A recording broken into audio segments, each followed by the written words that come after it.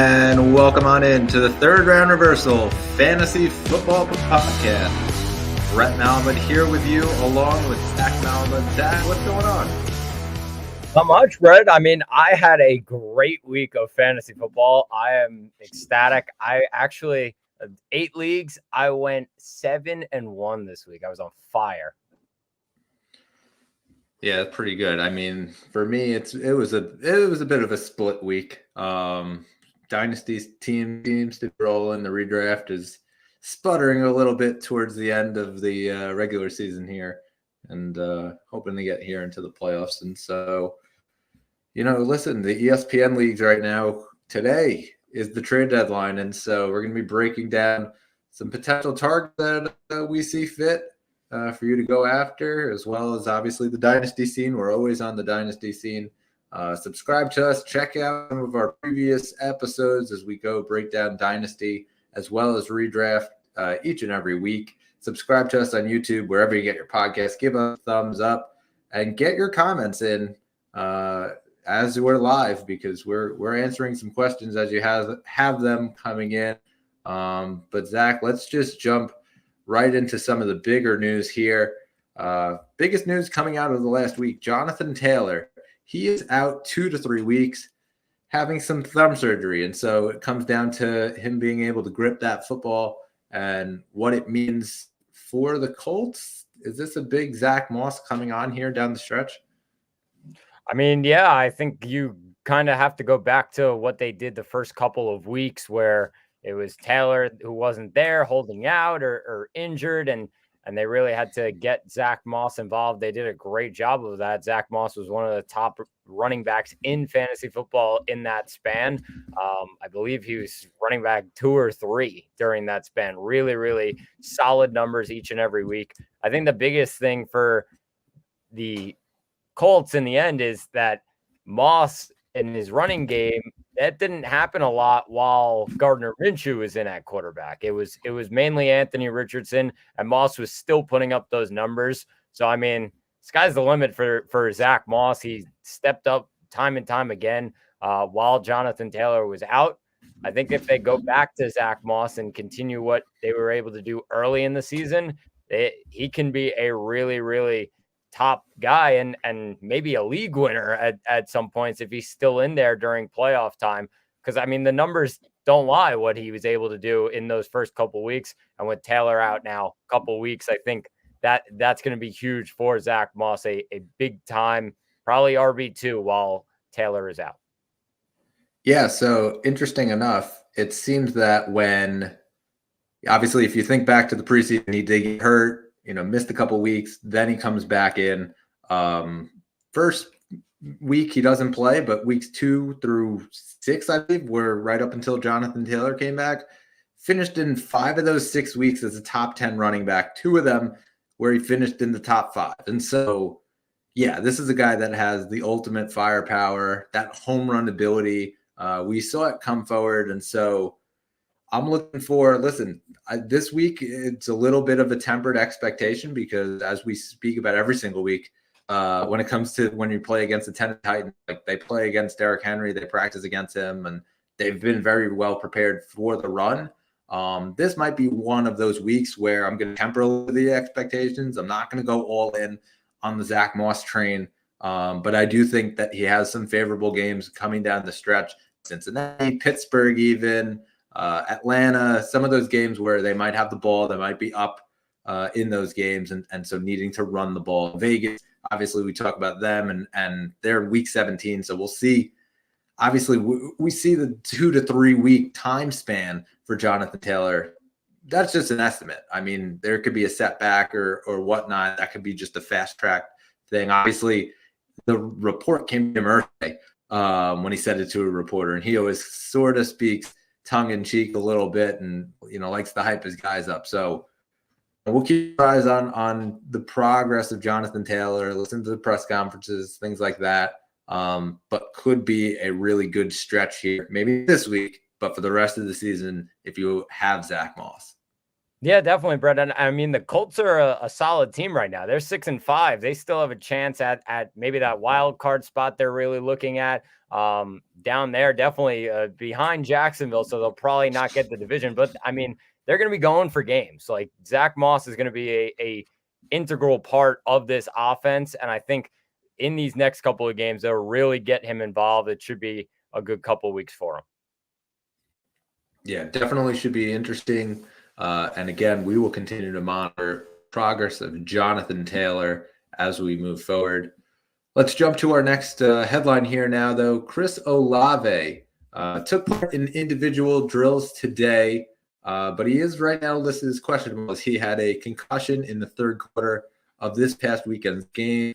Zach, if he doesn't play, obviously they lost Michael Thomas for quite a bit of time. It seems to be a significant knee injury. Not more details other than that.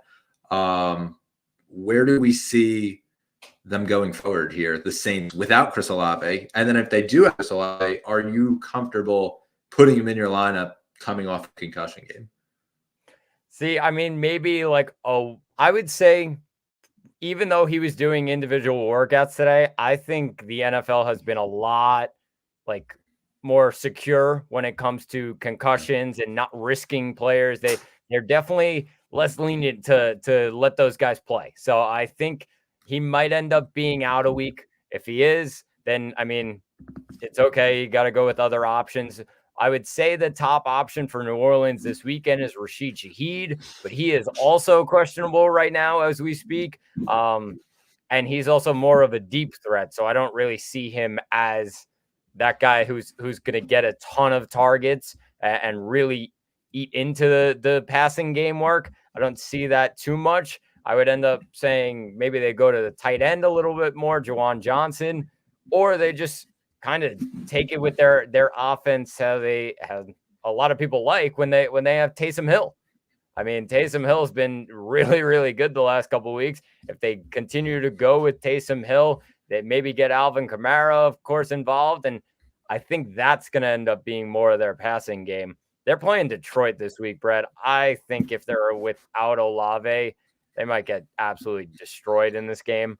And if they're without wide receivers, I think they'll end up getting destroyed. So, I mean, it could be a throwaway game for the Saints, but if I had to pick somebody, it would be Rashid Shaheed. Yeah, and I mean, Shaheed, even just, reports coming out in the last hour, didn't practice today. And so, you get a little nervous when it comes to that. He had a quad injury, and so maybe he ends up playing this weekend. A Wednesday practice court, like to always talk about how they give the guys the day off. It's really about Thursday and Friday, how they progress. If you can get a limited practice in on Thursday, hopefully make some progress into Friday. But if not, we're talking A.T. Perry, Lynn Bowden, Keith Kirkwood. Like those are their top three guys without Michael Thomas and Olave and Shaheed. And so, that's what you're looking at. So I agree with you. I think this is a game where they can get absolutely trounced by the Detroit Lions. But, I mean, listen, if Olave's in there without the other guys, I think he becomes a top 15 option, plain and simple. If he's ready to go, like, they're going to be great. Otherwise, there'd be a game where you get one of those like 15 dump offs to Alvin Kamara, and they just kind of try to utilize Kamara in that they have, the last couple of weeks now with the screen passes and things like that.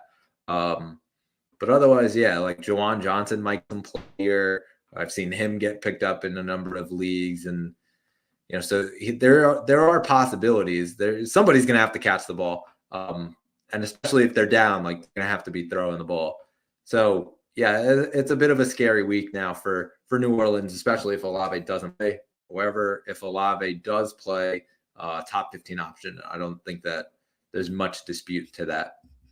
Yeah, I agree, Brett. And they've gotten Taysom Hill really involved in this offense. So people have picked him up. He's kind of a wild card always, but even so, like he's been really, really solid. And especially if they don't have their top weapons, I mean, they're going to go to him. They're going to rely on him to get stuff done in the run game. But I mean, for Olave owners, you're pretty happy with what's been going on. He's been really solid. They had a bye week before last week. But the last 3 weeks that they've been playing, wide receiver 14, wide receiver 8, and wide receiver 17. So, I mean, top 20 finishes, that's kind of what you're expecting from Olave. He's getting those targets. He put up 100 yards last week. Obviously went out with the concussion, but if he stays healthy, like he could have a really good stretch down towards the end of the year, Brett. Yeah, agree. I just think that we're coming down to the stretch where the Saints are going to have to basically say, hey, Michael Thomas is playing or Michael Thomas is not playing. I think that that's going to determine a lot of how high the floor is for Chris Olave, where he is the only real threat that they have down in the red zone. Yep, definitely agreed.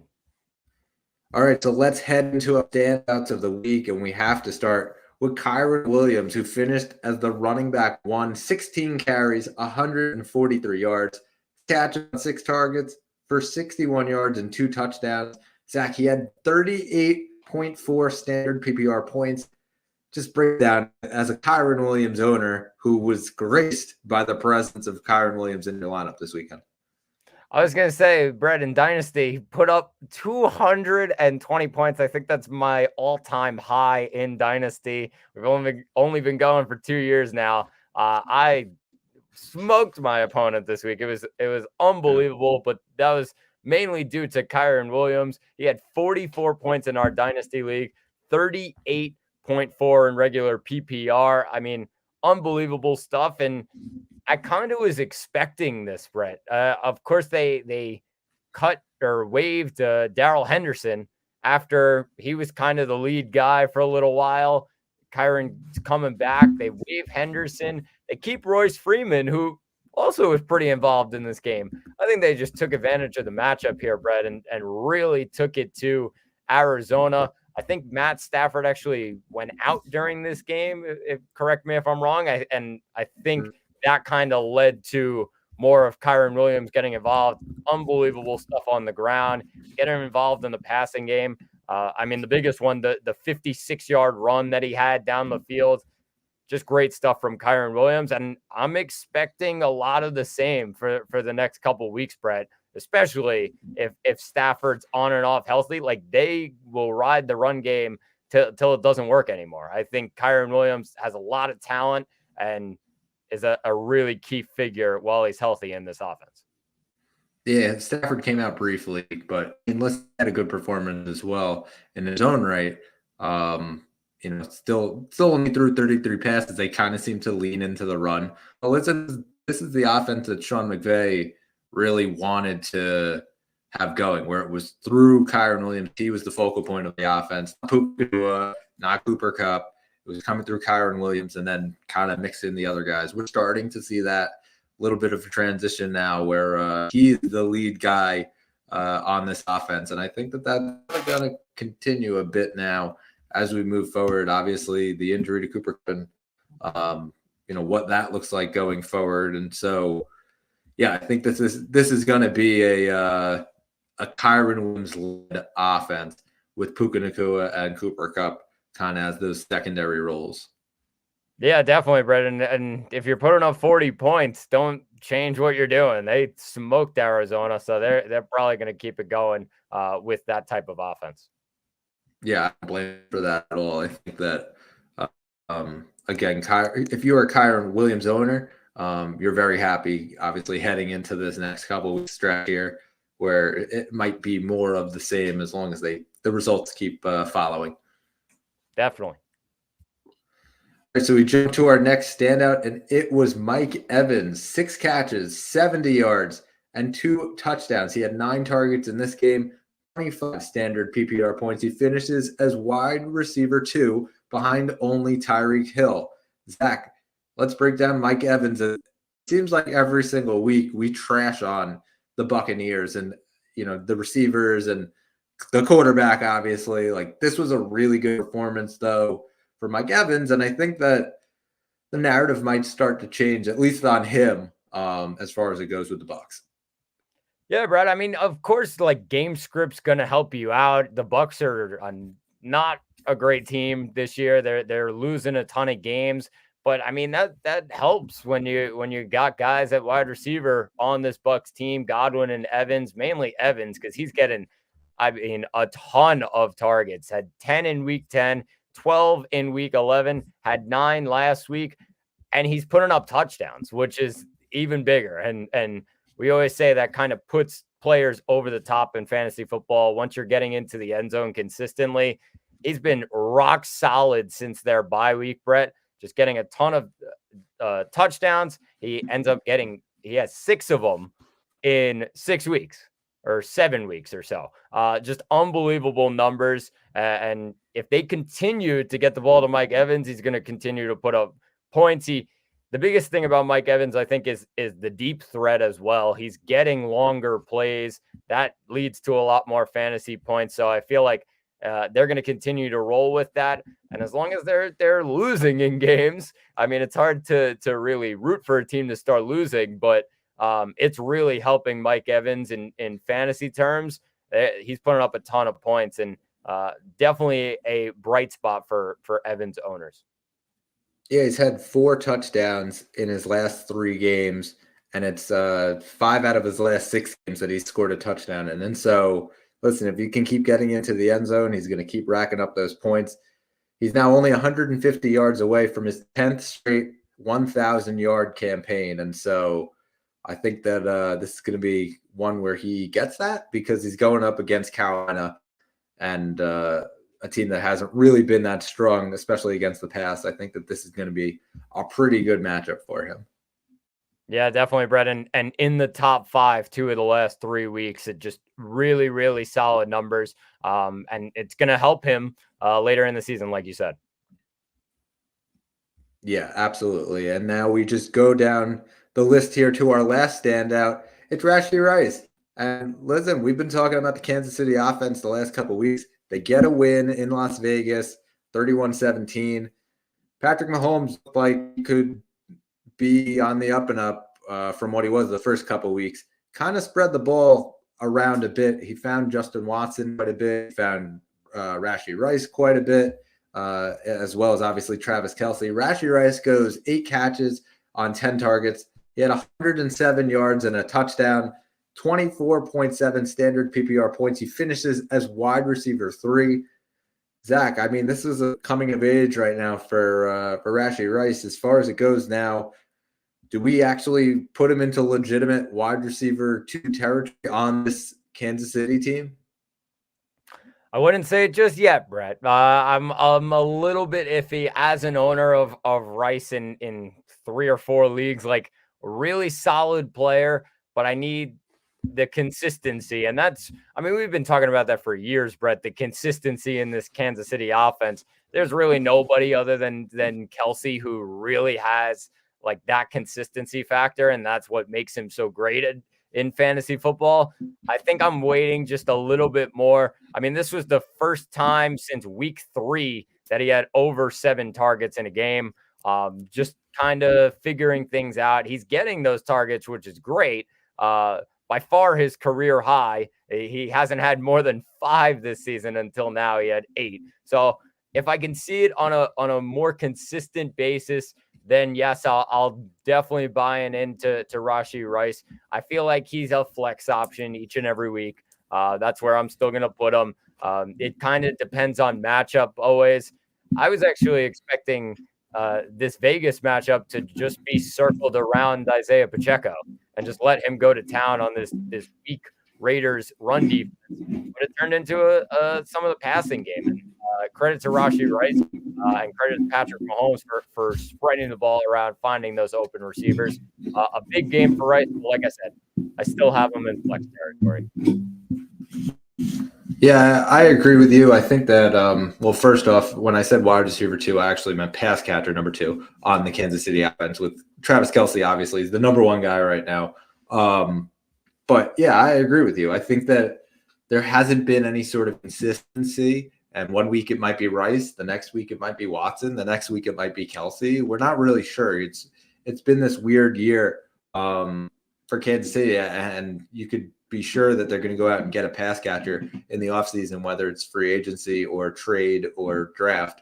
Because I think that's been the weak point for them this season was losing, a Tyreek Hill, even though it was a couple years ago. It's very clear that like they're missing that pass catcher on a consistent basis that's not named Travis Kelce, because teams are just kind of honing in on Travis Kelce, and they're not being able to Mahomes is not being able to spread the ball around because they've just had a ton of drops. They lead right now in drops of receivers, and so now you got a couple game stretch here where they play against Green Bay at Lambeau Sunday Night Football. Curious to see if Rashee Rice can, push forward as the number 2 pass catcher, and then they got to play Buffalo again. And so, yeah, it's a little bit of an easier stretch at the end. New England, Vegas again, Cincinnati, and so it is home cooking towards the end of the season where you could, if he does get himself into a rhythm, you could feel confident starting him the rest of the year. But I agree with you. I want to see if he can pass this test, at least for the first game against Green Bay, but then again, the next week against Buffalo. Yeah, completely agree with you, bro. Especially as we head into the stretch of this season where most league the playoffs are in 2 weeks from now, week 15, 16, 17. I want to see how he does in week 13, week 14 before I'm confident about putting a guy in my lineup in a playoff game. Agree with you, and he does need to kind of pass that test. I do think he's the number 2 pass catcher, but I need to see it on a more consistent basis. Yeah, I just think that we'll get that boat when we see it, and it's going to be a pretty interesting conversation for us as we head into the offseason. Let's get into our game breakdowns, though, with tomorrow night, Seattle at the Dallas Cowboys. And, Zach, we're going to start here with Seattle. Came out earlier today that Kenneth Walker is going to be listed as doubtful for this game. Pete Carroll saying he does not think that he will get enough progress to suit up in this one. So what do we think about Zach Charbonnet? Obviously, last week was an okay performance for him, had 14 carries, 57 yards, added 4 catches in the air for 11 yards. So it was a pretty decent outing for him. But do we think that he can continue to make progress here forward? Obviously, he was going against San Francisco. Now he has to play Dallas, another strong defense. Yeah, so that's the one thing for me that pushes him a little bit down. Usually, I'd say like a low end RB2. Right now, I'm going to say like a high end flex because, yes, he's going to be the number 1 back and he's going to get those touches, but it's a matter of can he take it over the top and get into an RB2 range by moving the ball downfield, getting those yards, and maybe even getting a touchdown. I think I'm going to stay away of that because I'm not expecting him to have a monster game. I'm expecting it to be solid. That's all I'll say. A high-end flex, just below that low-end RB2 range. It's going to be a tough matchup for him. This Dallas defense is good. So I would probably say, if we're talking about 10-team leagues, about running back 25-ish. I think that's kind of the spot for him. And maybe even a little bit higher than that. That's where I'm expecting. I just think he's going to get those touches, so it could be a good game for him.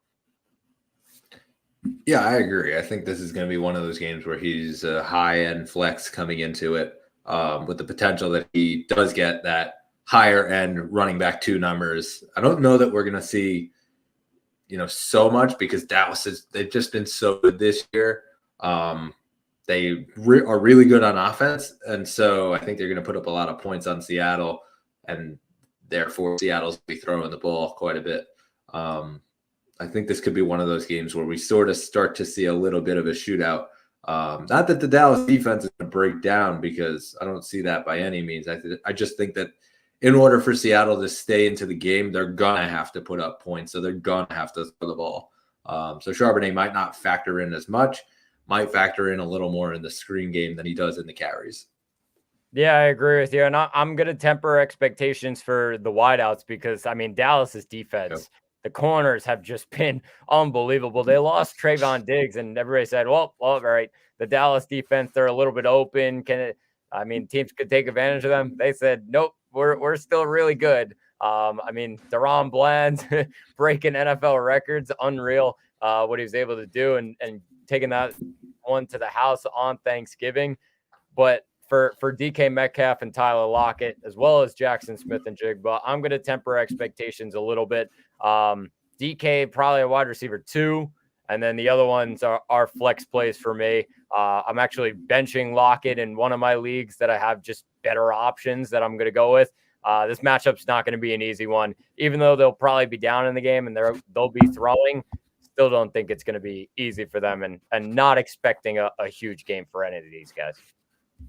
I agree, and I think that the only thing you really have to look at is last week when they played in San Francisco, another good defense, and what they were able to do. The leading pass catcher on that team was Zach Charbonnet, who had 4 catches for 11 yards, and Metcalf had 3 catches for 32. Smith and Jigba had 2 catches for 41. Tyler Lockett had only 3 catches for 30. None of them got in the end zone. And so I think that this is going to be one of those games where you're sort of kind of wish you had more. And so for me, I agree with you. I would play DK if I have him. But as far as the others, look for better options and temper your expectations.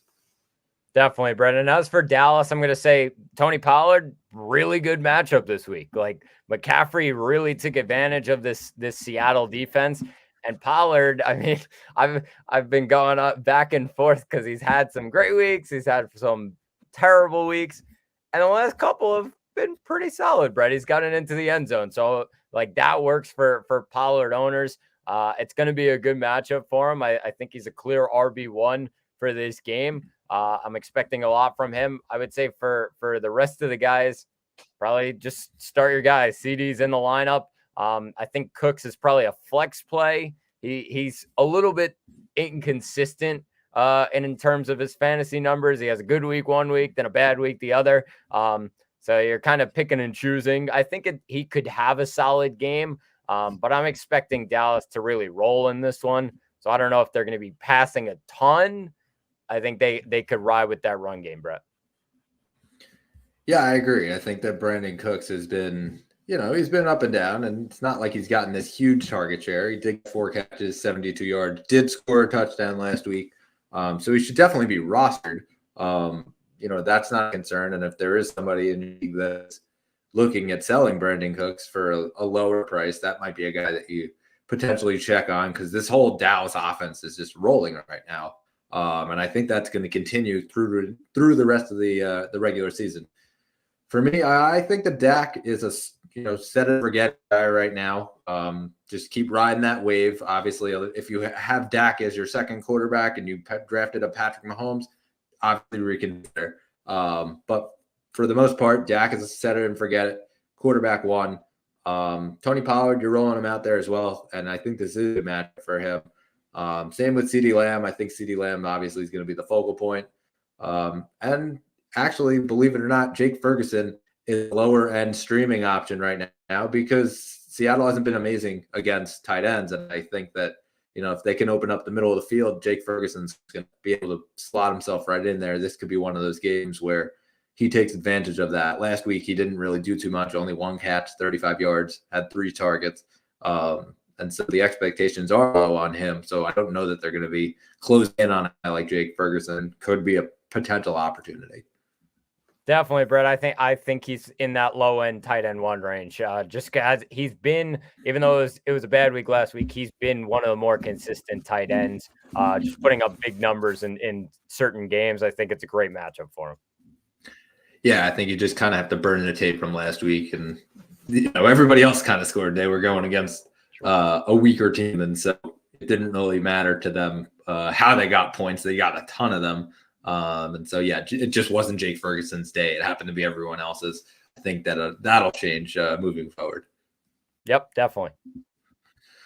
All right, so we move forward into the Sunday slate. We start out in New England as they host the LA Chargers. And Zach, we're not really sure who the quarterback is going to be of the New England Patriots. It reported today that Malik Cunningham and Bailey Zappi were taking the quarterback reps while the media were at practice. And it seemed that Mac Jones was just sort of standing behind them, didn't get any reps in the quarterback drills. And so not to admit, I'm not sure if this is a Bill Belichick mind game that he is playing with the media, or if this is just the final straw and he's at his wit's end with Mac Jones as they sort of kind of try to gear up towards the potential of taking a quarterback in this coming year's draft.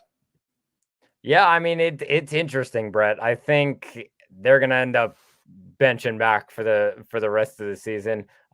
Just has not been a good year for him. I mean, the numbers don't lie. 10 touchdowns, 12 picks. Like that's not going to work, and that's not going to get you a starting job in the NFL. So they'll probably move away from him. I would say for New England, this Chargers defense has been iffy, but I feel like they'll take advantage of a younger quarterback or a less experienced quarterback, whether it's Cunningham or Zappi.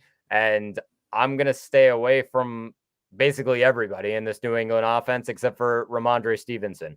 I think he's the clear guy who they've gone to in the last couple of weeks. He got a touchdown last week. That was really the only bright spot for this New England offense. So at home, I think they're going to continue to give the ball to Ramondre and kind of run their offense through that run game. So he's the only guy I trust in this New England offense right now, Brett. I agree. I think that, obviously you can't trust very many others, like Demario Douglas, very low expectations. He wasn't at practice today, and so he's still out with concussion. I think that would have been the only guy to essentially trust, and I really don't even trust the quarterback right now. If we do hear that it's Bailey Zappi, I'm not playing him. Even in Superflex, I think that you probably have better options unless you're caught in one of those bye-week binds. I'll list it out right now. Baltimore, Buffalo, Chicago, Las Vegas, Minnesota, and the New York Giants. All teams that are on byes this week. And so, yeah, there is the potential that you're not in a spot where you kind of have to start a quarterback. I'm not comfortable at all starting a Bailey Zappi in this one, especially when he doesn't have what has been his top receiving option for this season in Demario Douglas. It's Ramondre or bust for me. Agreed, Brett. And I mean, for the Chargers, I would say you're continuing to go with your guys, Herbert, Eckler, and Allen. It was kind of a weird week for them, but I mean, they went up against arguably the best defense in football so far this season.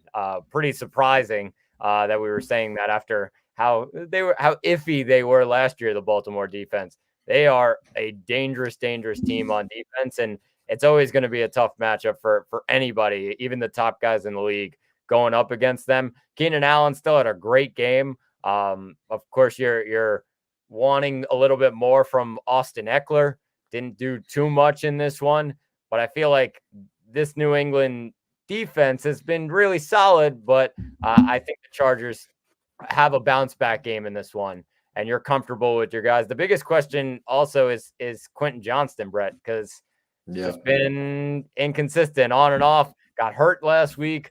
Will he play this week? Like a lot of question marks surrounding Quentin Johnston. Yeah, I'm off the Quentin Johnston train, at least for the time being. I don't know that he's really proven he's with what you see of the rookies that are in the league right now. I'm unsure if it's going to get better. And especially now we're starting to hear a little bit of the rumblings of Josh Palmer and when he might end up coming back. And I think that the Chargers as a group would love to see Josh Palmer come back and see consistency that we saw in these, his stretch after Mike Williams went down. But as far as Quentin Johnston goes, I'm unsure on it. So yeah, start your guys. Gerald Everett had a pretty good game, 4 catches, 43 yards and a touchdown. I think he's a solid back end, tight end one option heading into this weekend, especially with the buys. But otherwise, yeah, it's Eckler, it's Allen, and obviously Herbert. Yeah, Brett, I'm expecting that they blew out the Jets that one week on Monday night. I'm expecting them to do the same to the Patriots this week.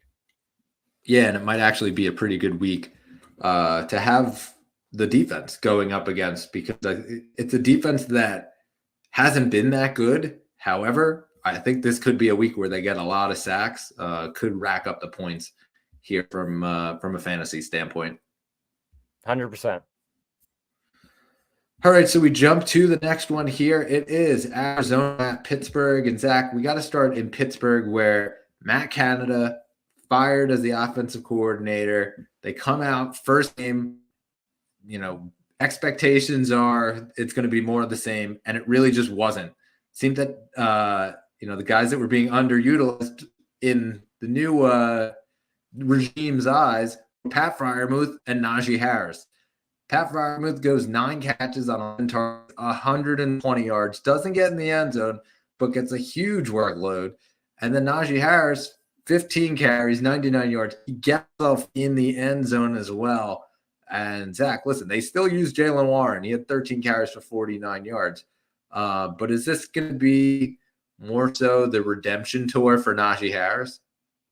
It could be, Brett. I mean, they really went like old school Pittsburgh Steelers. Just let's run it down your throat. They really did a good job of that against Cincinnati. They trusted their defense. That was huge in that game against Cincinnati with Browning at quarterback for the Bengals. And I think it's going to be a good stretch here for Najee Harris. He gets a great matchup against this Arizona defense that Kyren Williams, we talked about, ran all over them last week. So it should be a good week for both those guys, those two running backs in Warren and Najee Harris. I think they'll probably start to get those wide receivers a little bit more involved. Pickens had a good catch. Deontay played okay, like solid numbers, but you're expecting a little bit more. I think it'll come. They're going to get all those guys involved. I mean, they just showed how talented this offense was. And of course, Canada was kind of holding them back with how he was running plays. They put up 400 yards for the first time, like since before Matt Canada was the offensive coordinator. Crazy to say, Brett, that they never put up 400 yards under Matt Canada. Yeah, it's insane. That was insane to me when I saw that stat, because it was like, wait a minute, this team has been that bad that they haven't hit 400 yards, but sure enough, there it was. No, listen, I think that as far as Deontay Johnson's value goes, I'd like to see him start to continue towards where he was in that 3-game stretch he had, week 7, 8, 9. But 8 targets was good. It was another good showing as far as the workload goes. Just need to add the catches in. He only caught 4 balls of the 8. The previous week, he only caught 2 balls of 8. And so, yeah, we need to see some more consistency, some good matchups obviously coming up. Arizona, New England, at Indianapolis, Cincinnati, and then he plays Seattle again. And so, there's a good stretch where he can get himself rolling, and, they can start to feed him a little bit more. So for this week, he has flex option ability for me. I would say that for Pickens, probably more of a lower end flex option for me. But, as far as it goes right now with Najee and with Freiermuth, I'm probably putting in my lineups this coming week, just because I think that might be the focal point. They're also playing against an Arizona team that's not that good. Najee might get a pretty good workload here. Freiermuth might get a pretty good workload here as well. Definitely, Brendan. Just quickly on those wide receivers, like they know the talent of those guys. I think actually George Pickens, I would say, is one of the most underrated wide receivers in the league in terms of talent, like a very, very talented player. That's why they drafted him. He's going to get more involved in this offense in his second year. And of course, they're going to get Deontay involved. He always, the story with Deontay is the volume. So he's getting those targets. You're excited. You're really excited if you have any of these Pittsburgh Steelers. Yeah, and just as far as it goes on the Arizona side, kind of interesting because it seemed like Hollywood Brown was dead in the water, and all of a sudden he comes back to life. 6 catches, 88 yards. He gets 12 targets in this one, and so I think that Hollywood Brown's becoming this. He's for this week. I'm going to temper it. He's a flex option, but I think that he is going to come more than that as we start to head into the fantasy playoffs. I do have higher expectations now for Hollywood Brown than I did just a few weeks ago. Murray, obviously, the resurgence of Hollywood Brown now, and so I think that's a potential option. And then obviously Trey Ride's getting his workload still. 9 targets. He had 7 catches for 60 yards. I think that he's a back end tight end one play at least through the rest of this season. I don't know that that's going to really change anytime soon. James Conner was a bit of a disappointment this past week. He only had 6 carries for 27 yards. had 4 catches in the air, but it was only for 5 yards. And so they actually brought Michael Carter in, and he got 4 catches. It was only for 15 yards. But I thought that was sort of interesting that Michael Carter started to earn his work in and earn those snaps into this offense after they claimed him off waivers from the New York Jets. So, listen, this is a week where they play Pittsburgh and then they head into the bye week. And so it's going to be, I think they're going to try some things here as they start to evaluate more towards next season and what they're going to do. Hollywood Brown coming out of nowhere kind of and talking about his contract and how he wants to be in Arizona and he wants to sign a contract. I think that was a lot of weight. I think that that's something that potentially can get done even during the bye week. And it seems like they're talking. And so that might be news that comes out in the bye week. I'm curious what happens now in the draft, just because I think that Kyler has proven, listen, he could still be that guy, 250 yards and a touchdown. I think that this might be the year where we see Marvin Harrison go to them. That's just gut feeling. I think Marvin Harrison Jr. will end up on the Arizona Cardinals alongside Hollywood Brown and Trey McBride and Kyler Murray. Definitely going to happen, Brett. And of course, they have a couple of them. So, I mean, it's going to be a matter of who they're taking. Like, they have a couple of picks there. Of course, Houston is playing well this year, so not expected completely by Arizona there. But Arizona's pick, it could very well be Marvin Harrison. I think they're going to ride with what's been working for them. I think it's a throwaway game for James Conner. Yes, Michael Carter's getting involved, but I feel like he's a passing game kind of running back and definitely more of a receiving back. So getting him involved, I'm not too worried about Conner, but I agree with you starting Hollywood Brown as well as Trey McBride. I'm going to talk about a guy a little bit later, but Greg Dortch on the flex radar, definitely just putting up numbers and kind of has a connection with Kyler Murray. Interested to see how he advances that in future weeks. Yeah, I agree. I just think that, starting to come together with the new quarterback obviously in there, and it's not Josh Dobbs, it's Kyler Murray. It's the new boss is the same as the old boss, as the said. And so, I think that Kyler's starting to build this camaraderie back up. And we're starting to see that in Arizona. Even through all the losses, I think that he's proving himself to be the guy that's going to stick around there as the quarterback. Yep, definitely agree, Brett. All right, so we jump into our next matchup here. It is Indianapolis at Tennessee. Zach, let's start out with the Tennessee Titans because it's a Derrick Henry game. Henry rushing 18 times for 76 yards and 2 touchdowns. He did have a catch. It got to the line of scrimmage. It was just a screen pass, but you still get a point because it's in your PPR leagues. But he finishes with over 20 points in standard PPR leagues, and this was a long time coming, I feel like. Listen, he was going against Carolina, so we did sort of predict that it was going to be a get-right game for him. But is he just back into your lineup and no issue? I think he's back into my lineup. I would still say there's a little bit of an issue because you said it. It was probably the easiest matchup he could get. Yeah, he got it this past week against Carolina. You knew they were going to get him involved and kind of get him back to his Derrick Henry ways.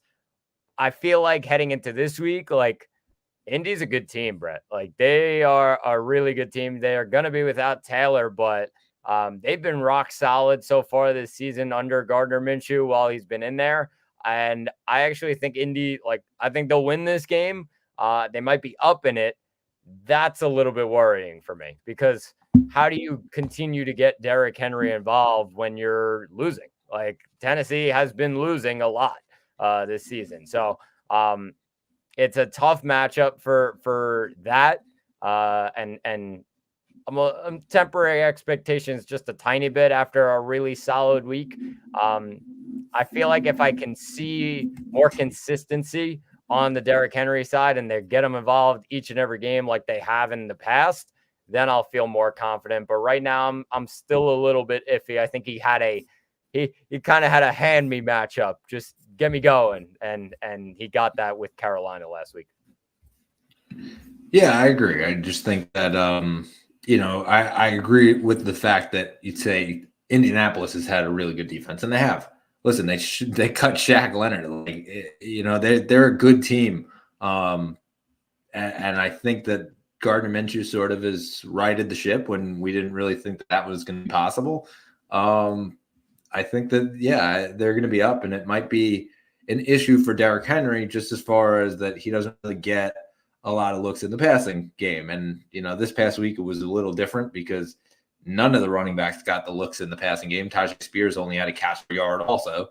But I think that in order for them to be successful, their quarterback, Levis, is going to have to continue to sling the ball the way that he has the first couple weeks that he came in. Didn't really get a chance to do that here against Carolina. And so they kind of leaned into Henry a bit.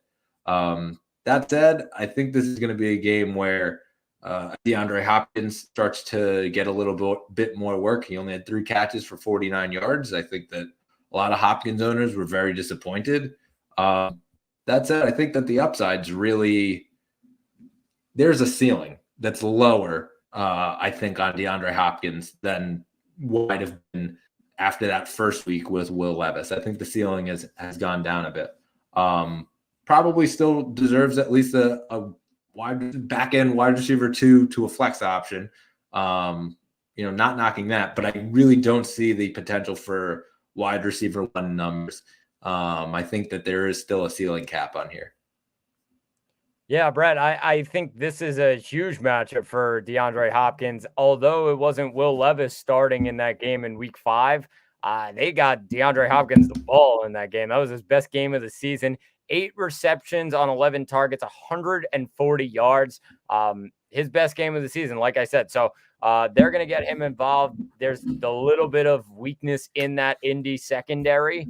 I think it's going to be a huge week for Hopkins. I would say those 2 guys, it's Henry and Hopkins for me. And of course, Levis, you're going to start him in Superflex because I expect them to be really throwing the ball around in this one. I think Indy's going to not take it easy on them, even though it's in Tennessee. Yeah, I agree. And then as far as Indy goes, I mean, listen, we'll talk about him in a bit, but I think that this could be a game where Josh Downs actually starts to do a little bit more. And we've seen Josh Downs, Michael Pittman. Last week, they each got 13 targets in the game. The ones to Downs were, over his head or uncatchable, a bunch of them. He does get 5 catches for 43 yards. The ones to Pittman seem to be more on target. And he cooked on them. 10 catches, 107 yards. Neither of them scored. But I think that that's sort of going to be the focal point here moving forward against a game where I said it before, like Zach Moss might not be an amazing option this week, just based on the fact that he's going against Tennessee. That said, yeah, he's still a flex option. Like I'm not knocking that. Back end, running back 2, I would even say.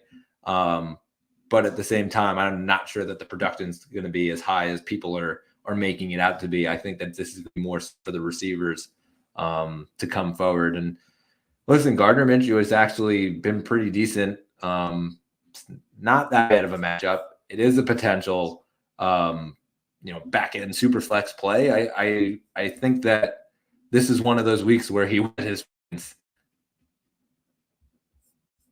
Yeah, I agree with you. I think it's going to be a really solid week for Gardner Minshew. He's going to find his wide receivers. He's going to go after this Tennessee secondary that's just been weak all season long. As far as Pittman, just quickly, Brett, like rock solid, like insane numbers every single week. They had the bye week before last week, but the last 4 games they've played, he hasn't had under 8 receptions. He had 8 receptions in 3 straight games and then had 10 last week. Like unreal volume. He's getting a lot of targets.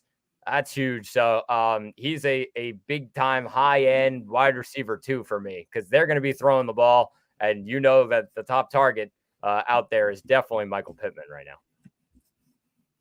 Yeah, I think that Pittman has proven his there as well, where there was a lot of people knocking him earlier in the year. I think that's kind of gone away, just because he consistently gets there. and consistently gets those numbers. Moving on to our next game, though, as we head to Houston as they host the Denver Broncos. Zach, we would be doing a disservice if we did not start with the quarterback position for Houston. CJ Stroud, another amazing performance. 26 of 36 for 304 yards, 2 touchdowns, did not throw a pick, added 6 carries on the ground for 47 yards and a touchdown. He finishes with over 1,000. Is this a guy who's literally like league winner now? He could be. He definitely could be. Like, the numbers don't lie. Like, yes, last week was a little bit off, but he was also playing Arizona, so they were kind of cruising in that one. But other than that, like, it's all been top 10. So top 10 3 of the last 4 weeks. Really solid numbers and just putting up great numbers. Like, that's what you gotta hope for your quarterback and getting those wide receivers involved. They were down in the game, and that definitely helped him going up against Jacksonville. Jacksonville's not an easy defense. Like, they're a good defense, a lot of playmakers on that defense, and he made them look silly. So he had a great week. They lost the game in the end, of course. So, like, a lot of motivation this week to keep things going. It's not an easy matchup, Brett. This Denver defense has been awesome in the past 4 weeks or so. They're on this win streak right now that is up to 5, and they're rolling. So not going to be an easy matchup. I will say it's in Houston, so that definitely favors this Houston team. I would say for them, you're going with Stroud, of course. The wide receivers, Tank Dell, got in the end zone again, like still linking up. That connection is huge between him and Stroud. Nico Collins had a great game last week against Jacksonville.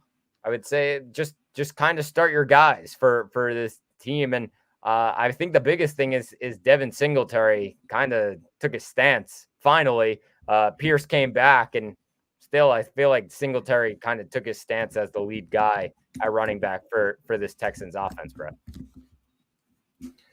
Yeah, I mean, when you talk Denver defense, 6 turnovers and 6 sacks in their last 2 games. They are rolling, and so it is going to be a bigger task than it might have been if we were talking about this heading into week 2, let's say.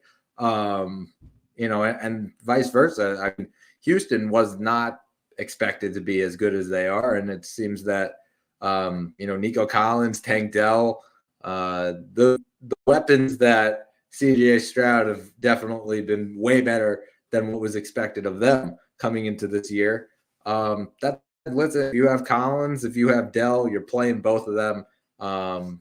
The one that's still a question mark for me is at the running back position, because it seemed like this past week was a little bit of a question mark. Devin Singletary only had 6 carries for 18 yards. Dameon Pierce, 5 carries for 14 yards. So it's a bit of a split there.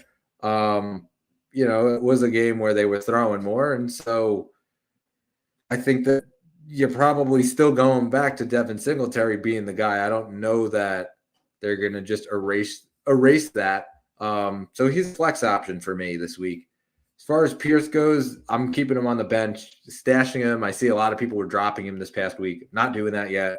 There is still a chance that he comes back into the number 1 running back role on the Houston Texans. But listen, they continue to air this ball out, and so it's working for them. So you can't knock Devin Singletary that much, because I still think that when he does get the volume, he's proven to be pretty efficient. So therefore, I am sticking him in the flex role just because I think that this might be a bit tighter game than they had last week. When I was saying, like, taking a stance, like, he dominated the passing game.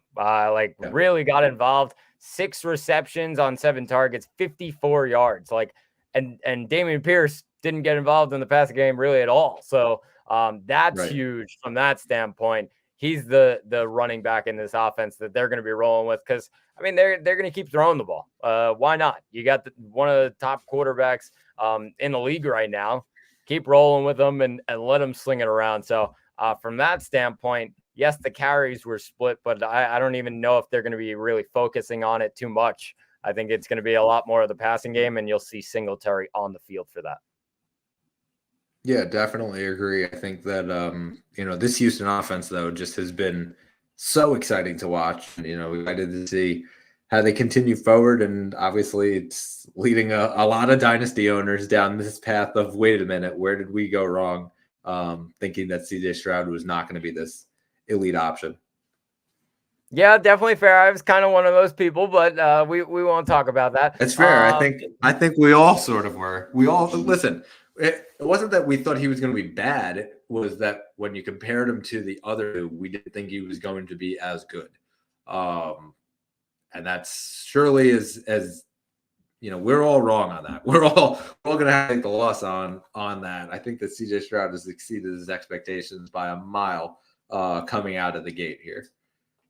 Definitely fair, Brett. Let's just quickly talk for Denver. I mean, Russell Wilson is not putting up like insane fantasy numbers. So I don't know, like Superflex, clearly you're going to be putting him in right now. But the passing attempts aren't insane numbers. They kind of ride with this running game and maybe some big plays on offense. And then they rely on that defense that has been so strong. So Russell Wilson's he's a super flex for me right now. Wouldn't be starting him in redraft leagues. I think looking at the rest of the guys, though, a little bit surprising last week. Javonte Williams, not the guy, or was he? Like Samaje Perine ends up getting the touchdown, which I mean that was a little bit surprising to see. So I feel like I'm not worried just yet because Javonte did get 18 carries, but I feel like they kind of leaned into Perine and they were okay with having Perine as that goal line back. A little bit worrying, but I feel like the volume, you're still gonna be a little bit confident in Javonte, and he also got to work in the passing game, which makes you feel a little bit better as well. As far as the pass catchers, Sutton's, you're gonna keep putting him in your lineup, probably a flex play. Judy's probably a lower end flex play. And I think that's pretty much it for this Denver offense, bro. Yeah, I agree. Listen, as far as Sutton goes, I think the value is still there. Listen, he had only 3 catches, 61 yards. It was on 6 targets, though. I think that was a little healthier of what I wanted to see. He did have a drop that I think came in the end zone or the 1-yard line. So that kind of was, iffy. I think we'll score a touchdown in this one. I think that he's going to be a guy who scores the touchdown. I'm going to take that anytime bet there. But he probably is a wide receiver to a flex play. I agree. Judy probably lower down as a low end flex. You probably have better options heading into this one. Listen, I think that with this being a high scoring game and how they're going to have to keep up, Will Lutz becomes a streaming option for those teams that have a kicker that are on a bye. We spoke about Will Lutz heading into this year, and obviously we thought he was going to be in New Orleans, but listen, the ability is still there for him. I think this could be a good game. Obviously, Houston is a dome. We talked about, Will Lutz 50 yarders in a dome like it's, water. Just very easy. And so he's an option. Wilson is a super flex option. I think you're putting him in there. And then Javonte, listen, he didn't get a touchdown, but I think at the same time, like, he's going to get a touchdown, and that will come. So while Samaje Perine's like a very deep super flex option or super flex option, deep flex option, Javonte's a running back too, certainly. Agreed, Brett. All right, so we got a question here, viewer question from Blurpy. Blurpy, good to see you. Taysom Hill or Ferguson, full PPR, 2 flex plays, projected to lose by about 14, so might go for the ceiling play with Taysom Hill. And so let's answer the first question, then we'll do the second one. I would say Jake Ferguson for me because I think the matchup's better. I feel like Taysom Hill, you can go with Taysom Hill, but they're also playing a Detroit defense that's been solid, even though, last week they got trounced by Green Bay. Green Bay took it to them. So, yes, looking at that, I can understand the Taysom Hill kind of thought there. I also think it depends on the health of Olave.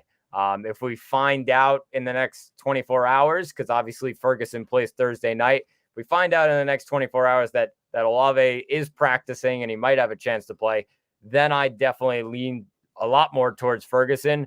I'm still going to stick with Ferguson because of the matchup against Seattle, but definitely a little bit closer if Olave doesn't play. Yeah, I agree. I think that it really comes down to the Olave thing and whether Olave plays or not. Taysom Hill, like you said, it is the ceiling play. It's also a very boomer bust. I think that Taysom Hill has been very boomer bust pretty much the entire time he's been in it. You're just kind of hoping that one of those end around runs ends up into the end zone. Ferguson, I think, we spoke about him a little bit earlier in the show, and you can go back and check that out. I think this is going to be more of a volume play for Ferguson than it was this past week. He only had one catch. I think that changes. He only had 3 targets. I think that changes. It was sort of a game script where everybody was going off against the Washington Commanders. That's not going to be the case this week. I think that they kind of go back to what made them really good. And, we talk about how like Dalton was for Dak Prescott and that safety valve. I think we've seen that quite a bit here with Ferguson, and that'll continue. I think that Ferguson, for me, has the higher floor, but I agree with the fact that Taysom Hill might have the higher ceiling if Olave does not play. Agreed, Brett. All right, and so then we head into the second question here. Pick 4. He has the first 4 of these in right now. Etienne, Pollard, Henry, Rachaad White, and Zach Moss. This is a tough one, Brett. It's going to come down to the last 2 because I'm not going to tell you to start benching Derrick Henry. Don't do that. Keep him in your lineup. So I think just looking at it, it's going to come down to the last 2. And it's hard to say, but I'm actually going to go based on matchup. I know that Zach Moss is going to get the volume and he's going to be really solid, but he's going up against this Tennessee defense. And there has not been one guy that I've won, whether it's a top running back, a bottom level running back, like not one guy has been good against this Tennessee run defense. So looking at that, I'm going to go with Rachaad White because he's versing the defense that Henry just beat up on in Carolina. So it's also, the game's also in Tampa Bay. I think they'll be winning. I think they'll rely on that run game. So I'm going to take Rachaad White here, Brett. Yeah, I think to me, it really just comes down to who's going to fall into the end zone. I think Rachaad White's that guy. I agree with you just based on what you said about Derrick Henry. Derrick Henry just torched this defense, and Derrick Henry hasn't torched anyone this year. I think Rachaad White, listen, there's a lot of people who are hating on Rachaad White right now, who are going to have to basically, chew on grass and eat it because Rachaad White's proven that he is really good. And he's a top 10 running back right now consistently. I'm not sure Zach Moss is going to have that this week. Season long, we're, obviously got to see how he does this week, but I think that it obviously depends on what timeline is on Jonathan Taylor. It is good to have Zach Moss there as a potential option. But for this week alone, I'm taking Rachaad White. Definitely fair. Yeah. And yes, Zach Moss had a good game against Tennessee earlier. It's a very small sample right there. He's one of just not many who have done it against Tennessee. I also think that it was a different offense than what it is now. They've sort of come into their element where now they got these 2 wide receivers that they've been really utilizing with Gardner Minshew. It's a different offense right now than what it was then. Definitely agree. All right, but thanks for the question, Blurpy. Let's get back into our game previews. We are going to go jump to the next one. Detroit at New Orleans. And Zach, let's start out with New Orleans because we just briefly spoke about them. But just, continuing the conversation here, are we comfortable starting any other receiver if Olave does not play? If Olave doesn't play, it's going to come down to if Rashid Shaheed is healthy. If he is, I wouldn't put him anything other than like a flex play, just a mid-level flex play. That's where I'd put him because I really feel like they'll rely on the run game and powering it down, and also check downs to Kamara. I think that'll be the biggest thing. They might get the tight end involved in Jawan Johnson. They'll keep it a run heavy type of game script for them against Detroit, who's got a really good defense. So I think looking at that, I would probably just say it's Shaheed and really nothing else after that. Yeah, I think it's Shaheed and nothing else after that as well. With the potential, if neither of them play, that Taysom Hill is like this, flex option if you really don't have a potential other option there. But again, it's very boomer bust for me, even with all of those guys out of Taysom Hill, because I think that, listen, Detroit's a pretty smart team. Dan Campbell has a pretty smart defense. They're going to channel in on Taysom Hill and on Alvin Kamara, because I don't know that they're going to expect production from anybody else. Yeah, I agree with you. All right. And as far as Detroit goes, I mean, it's pretty easy. Start your guys. We say it kind of every week, like you're going to roll out Amon-Ra, you're going to roll out Laporte, you're going to roll out the two running backs, Gibbs and Montgomery. I think that's pretty simple. Jameson Williams seems to be starting to come into a bit of a role here more. And listen, he had 3 targets, 2 catches, 51 yards. One of them was a very pretty grab. And so, listen, he had a touchdown. I got called back. I think we're going to start to see a little bit more and more and more week now with Jameson Williams in the snap count. We've started to see the snap count come up, and it is a potential buy low guy right now in Dynasty, because I think his value is going to be so much more, especially next year when he gets full training. They get to work him into the offense. I actually was a guy who sold on Jameson Williams, and it was sort of just how my team was built. Had too many wide receivers, and so I had to kind of cover my butt as far as the quarterback position goes. It's a super flex league, and I had Zach Wilson, so I had to kind of cover it with the potential Aaron Rodgers comeback, and then of course Zach Wilson got, so it didn't really matter. But I sold Jameson Williams, and I actually was not very thrilled about selling Jameson Williams because I think his potential is high. So listen, he's out there in like 85% of leagues right now. I don't know that should be so much higher from the redraft standpoint, but it is definitely a guy to keep notice on as we head into these next couple of weeks, and bigger plays are there to be made.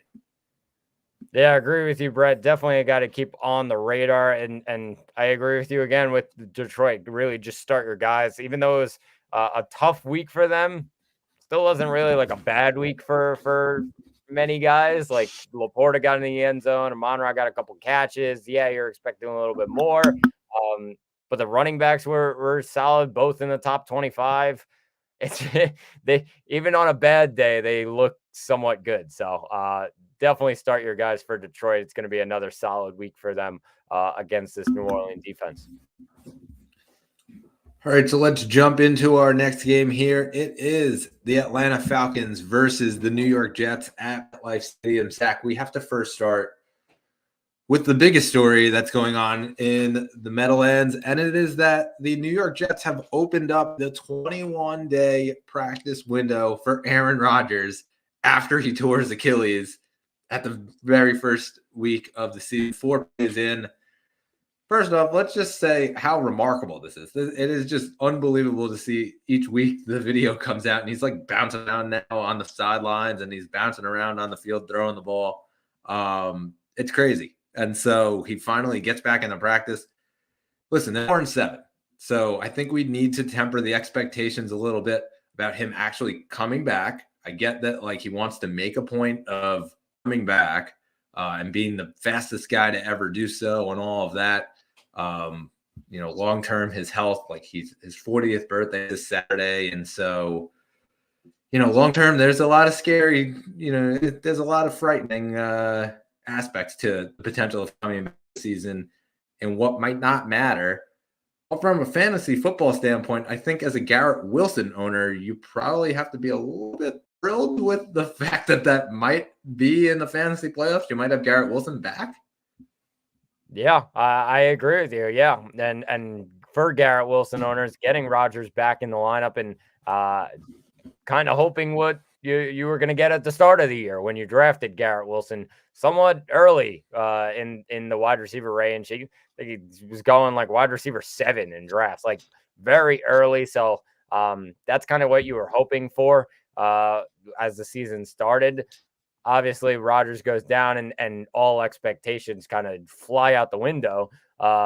But Garrett Wilson actually had a touchdown last week, Brett.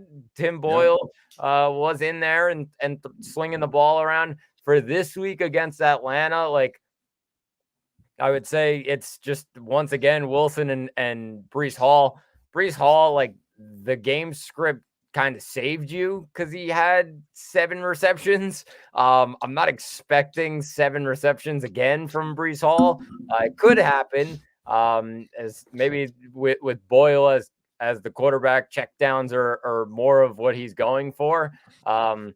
This Atlanta defense is tough, Brett. I think, yeah, they played a tough defense last week against Miami, but I would say the Atlanta is one of the most underrated defenses in the league. It's not going to be an easy one for them. It's going to end up just being those 2 guys for me, Brett, in Hall and Wilson. I agree. I think that this could be, just those 2 guys. But I also think that the Jets defense, and actually streaming the Jets defense this week, if you don't own them already, obviously they got torched last week and it was embarrassing for them. And, so they're out there in over 30% of leagues right now. I think that the Jets defense is still an elite defense. I think that, them being embarrassed last week, they want to prove themselves that they are 85 Bears defense that they keep talking about. They're going against Desmond Ritter. It's not like they're going against Tom Brady. So I think this is a game where they will try to force some turnovers. They probably will get some turnovers in this one. The offensive line of Atlanta has been okay. They haven't been great. It's led to a lot of rush decisions from Ritter and Taylor Heineke. It's led to a lot of sacks for both of the guys. I think that this is going to be a day where the defenses really, on both teams, dictate how the game is played. So I'm actually taking the Jets defense. I see them. They're out in a ton of leagues right now just because they got torched by Miami. So a lot of people dropped them, or they're in a bye week, hold where they have to drop someone to grab someone else. Grab the Jets defense because I think this could be a pretty good week for them.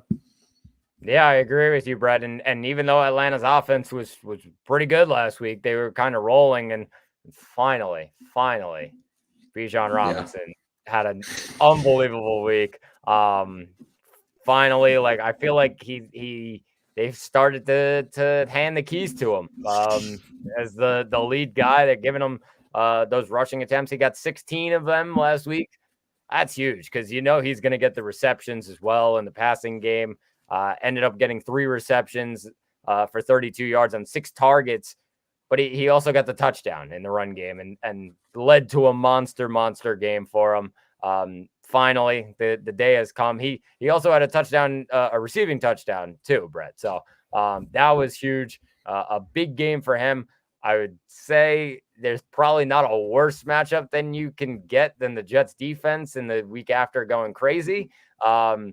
Temporary expectations just a tiny bit for Bijan, but I think they'll get him really involved in this offense. So you should be covered there. And then the only other guy I would say is probably Drake London, who the volume's still there, still getting those targets, and Ritter at quarterback. He is clearly like Ritter's favorite target. So I'd keep rolling with Drake London as well. Yeah, I'm curious how the Jets actually play their defense style against the Atlanta Falcons, where it's sort of this Drake London, Bijan Robinson dual threat sort of an offense. And so, the linebackers on the Jets, listen, CJ Mosley's been really great. The edge rushers have been pretty good, but as far as like the screen passing variety of running backs, we've seen they've been able to take some advantage of it. We saw James Cook just a couple weeks ago and what he was able to do in the screen game against the Jets. And so, still, I think the Bijan will get a healthy dose of dump offs and things like that. I'm not sure how well Drake London is going to do. I'm probably putting him in as a flex play. He might have better options just because, listen, DJ Reed and Sauce Gardner are a pretty scary duo to be going up against. The Jets don't like to shadow one corner against the other. They play sides, and so we'll see London start to mix it up of what side he's on, but I'm not sure that he's going to have to face one the entire game. So I'm tempering expectations on him, but obviously it's just those two. Yep, definitely, Brett. All right, so we jump into our next game here, the last one of the 1 o'clock window. It is Miami at Washington. And Zach, let's first start with the Miami Dolphins and the stars right now of Hard Knocks in season. Kind of just start your guys. I don't know that you can really say anything other than that. It seems to be a weekly thing for us. Start your guys also includes, I think, defense this week. Definitely. I'm starting them in 3 different leagues. I have the Miami defense. So definitely rolling with them. I actually started them last week as well, even against our New York Jets spread. It worked out for me with that pick 6 all the way down the field. But Tua did not play good in that game, Brett. He was not great. And yeah, it comes down to he was going up against the Jets defense, and that's a tough defense to play against. I think this week is going to be a Tua masterclass. I really do. I think it's going to be a monster game. I would say Washington ranks like probably in the top 2 of worst secondaries in football. And we saw what Dallas was able to do to them last week, putting up 45 points. I think looking at it, you got to start Tua, of course, and you're going to rely on the rest of the guys with Waddle and Tyreek Hill to really step up for you. I think, like I said, I think it's going to be a monster week for Tua this week. Yeah, this could be one of those games where Tyreek Hill scores like 60 points in fantasy and everyone's like, holy crap. Yeah, I'm curious to see what happens. As far as it goes with the running back situation, curious to see what happens. Obviously, Devon Achane was a limited participant in practice earlier today. We'll see how he progresses and what the situation is with Jeff Wilson, with Raheem Mostert, in addition to him. And so just follow along with the reports as we go forward as on the running back situation. But I don't think you could go wrong starting any of the guys. If all 3 of them are playing, that becomes a different issue. I think it really just comes down to Mostert and Achane. But if not, I think Jeff Wilson is a steady flex play. Yeah, I agree with you. I think Mostert's like the clear one of like who I would really look at and start because I think he probably has the most volume coming his way. So that just leads to a little bit more confidence for me. But if Achane's playing, like, I don't know how you can't start him, especially against this Washington defense. Completely. And then as far as Washington goes, listen, it was the Curtis Samuel show against Dallas. Kind of interesting. 12 targets in the game. He had 9 catches for 100 yards. And this is coming in a game where Terry McLaurin also had 11 targets, only turned 4 of them into catches for 50 yards.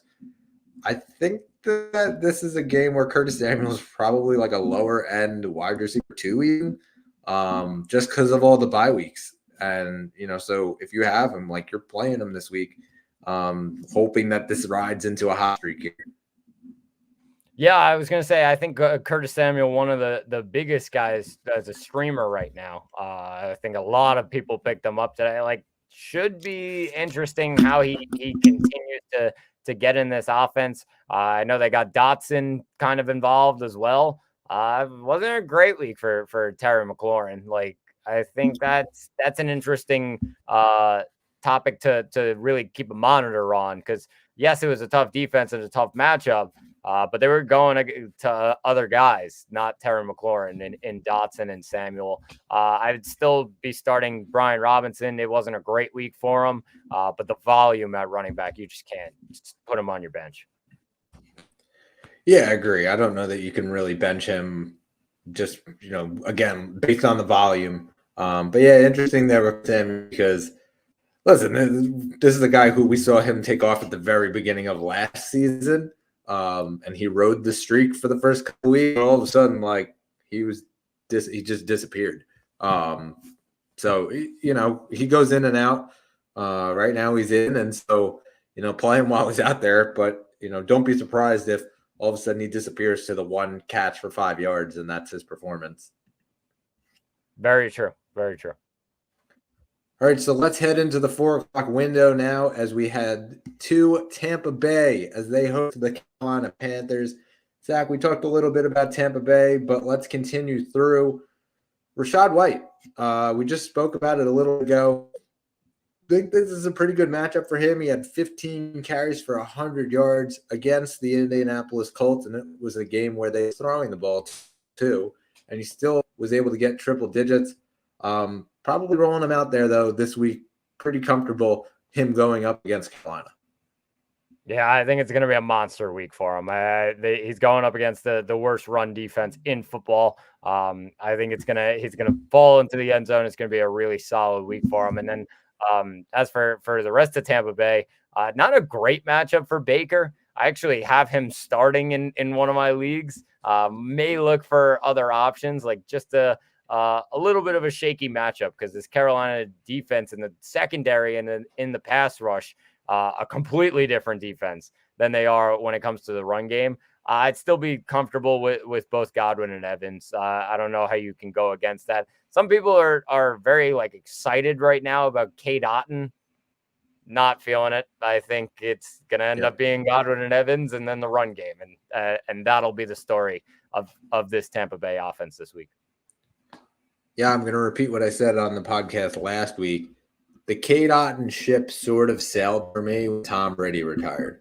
I think that it was a guy that really was utilized from a fantasy football perspective by Tom Brady. We've seen with Baker Mayfield, there's flashes of Cade Otton being able to take over. But for the most part, he's not the focal point, and he's not going to be even the dump-off option. That's Rachaad White. And so, to me, it doesn't really hold much weight here in fantasy. I think that you probably can even find some better streaming options there on the waiver wire. Definitely agree.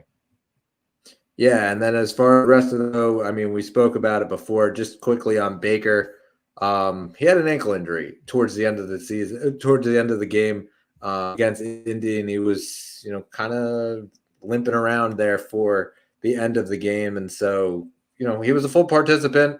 Today we walked through, and so, curious to see how he progresses through on when they start doing full practices the next couple of days. But yeah, it kind of limits my expectation here as far as the running ability on Carolina, where a lot of Baker's points in previous weeks where he was a super flex that could finish as a lower end quarterback one numbers came when he was basically running it on the ground, taking off. We didn't really see that this past week, which is why he had lower end superflex numbers. I think that's sort of what we're seeing here. And if there are streaming options out there, especially in one quarterback leagues, I'm probably not playing him. Definitely fair. And talking for Carolina, Brett, when it comes to the passing game, this is actually a pretty good matchup. The only guy I'm going to really talk about here is Adam Thielen, because a ton of people freaking out. This is going to happen when you're on a bad team. You're going to have those games where you stink. You completely have nothing going on offense. And yeah, it's hard to get those guys the ball. I am not worried one bit, Brett. The 4 games before this, he had at least 10 targets in 3 of those games, 3 of the 4 games. So they're trying to get him the ball. It's all good. He has a great matchup this week against Tampa Bay. They've been one of the weakest secondaries in football this year. I'm starting him. He's a wide receiver 2 for me.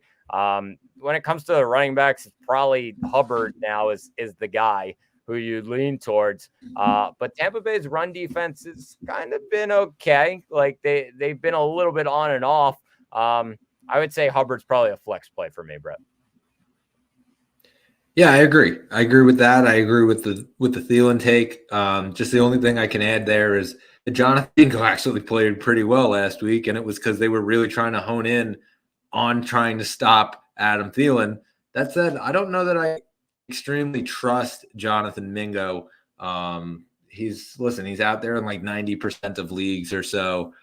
Deeper league ad, I would say from a dynasty perspective, definitely a guy you can buy very low on if you're a rebuilder and you're trying to stock up on some young pieces, because I think that with the firing of head coach Frank Reich, Thomas Brown right now seems to be taking over the offense as the offensive coordinator. I think he's going to start to get Jonathan Mingo a little more involved and see what they actually have here in the rookie, where they didn't really give him too much of a workload towards the start of the season. This was a guy that Bryce Young handpicked when they said, well, "Who do you want?" He said Jonathan Mingo. We saw the owner David Tepper this week do his press conference and comparing him to CJ Stroud and Bryce Young and CJ Stroud and all of that. CJ Stroud had his handpicked guy, and it was Tank Dell. We've spoken time and time again about Tank Dell and the connection that he has with CJ Stroud. I think that they should let Bryce Young form that connection with Jonathan Mingo. And so I think we're going to start to see those snap counts come up quite a bit here.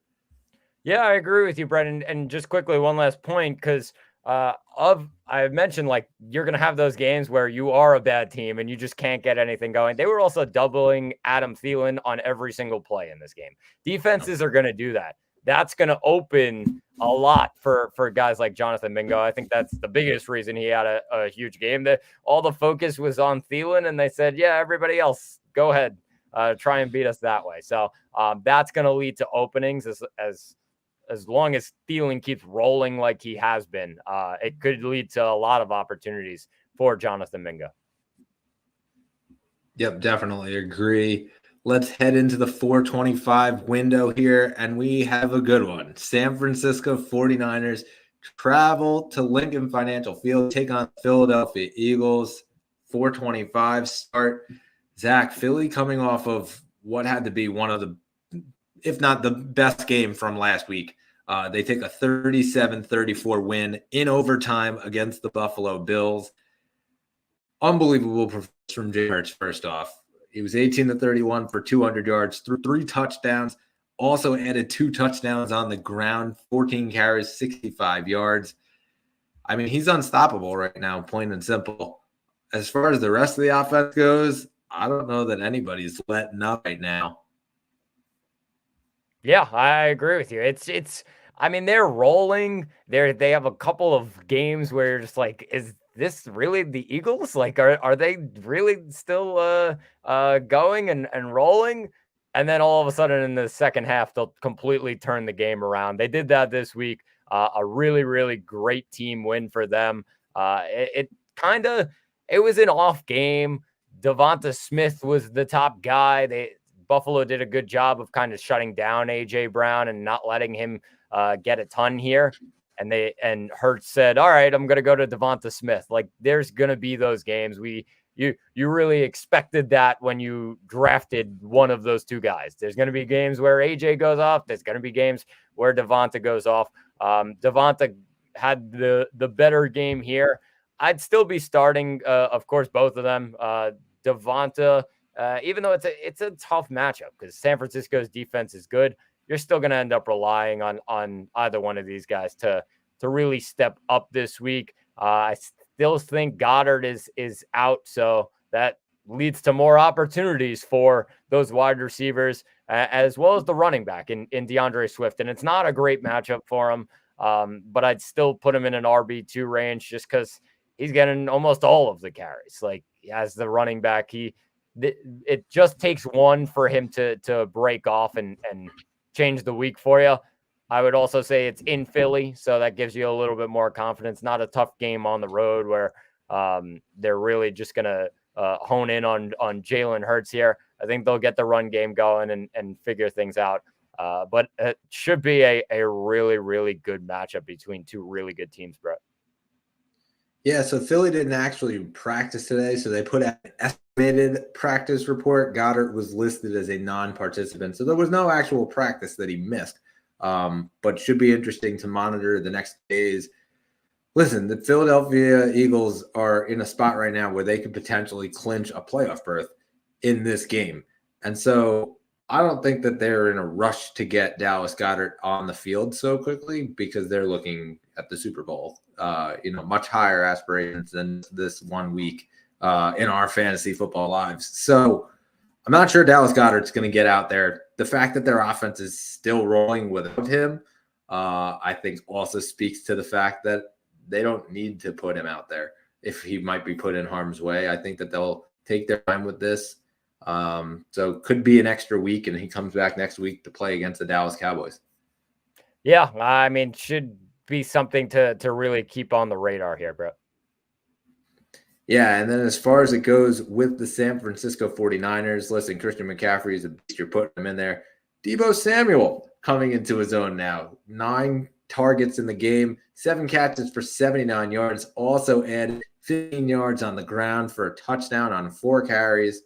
So Deebo coming into his own a bit here. And it was Brandon Ayuk who didn't really do very, very much. And yeah, he got a touchdown, but it was only 2 catches for 50 yards. The touchdown kind of saved his day. You're going to have those kind of games, and it's okay. We're starting to see, this little wave with Brandon Ayuk where it was just kind of an up steep incline, and we're starting to seeing a bit of a wave now the last couple of weeks here. George Kittle, same thing. It was like up and up and up, and then this past week he plays against Seattle, and they really honed in on him. He only had 3 catches for 19 yards. I think that for both of those guys, they're going to get the guys going again. I'm not too worried about it. I think that teams are going to have to start to go more at Deebo and leave it to the Philadelphia Eagles where they got in a shootout last week.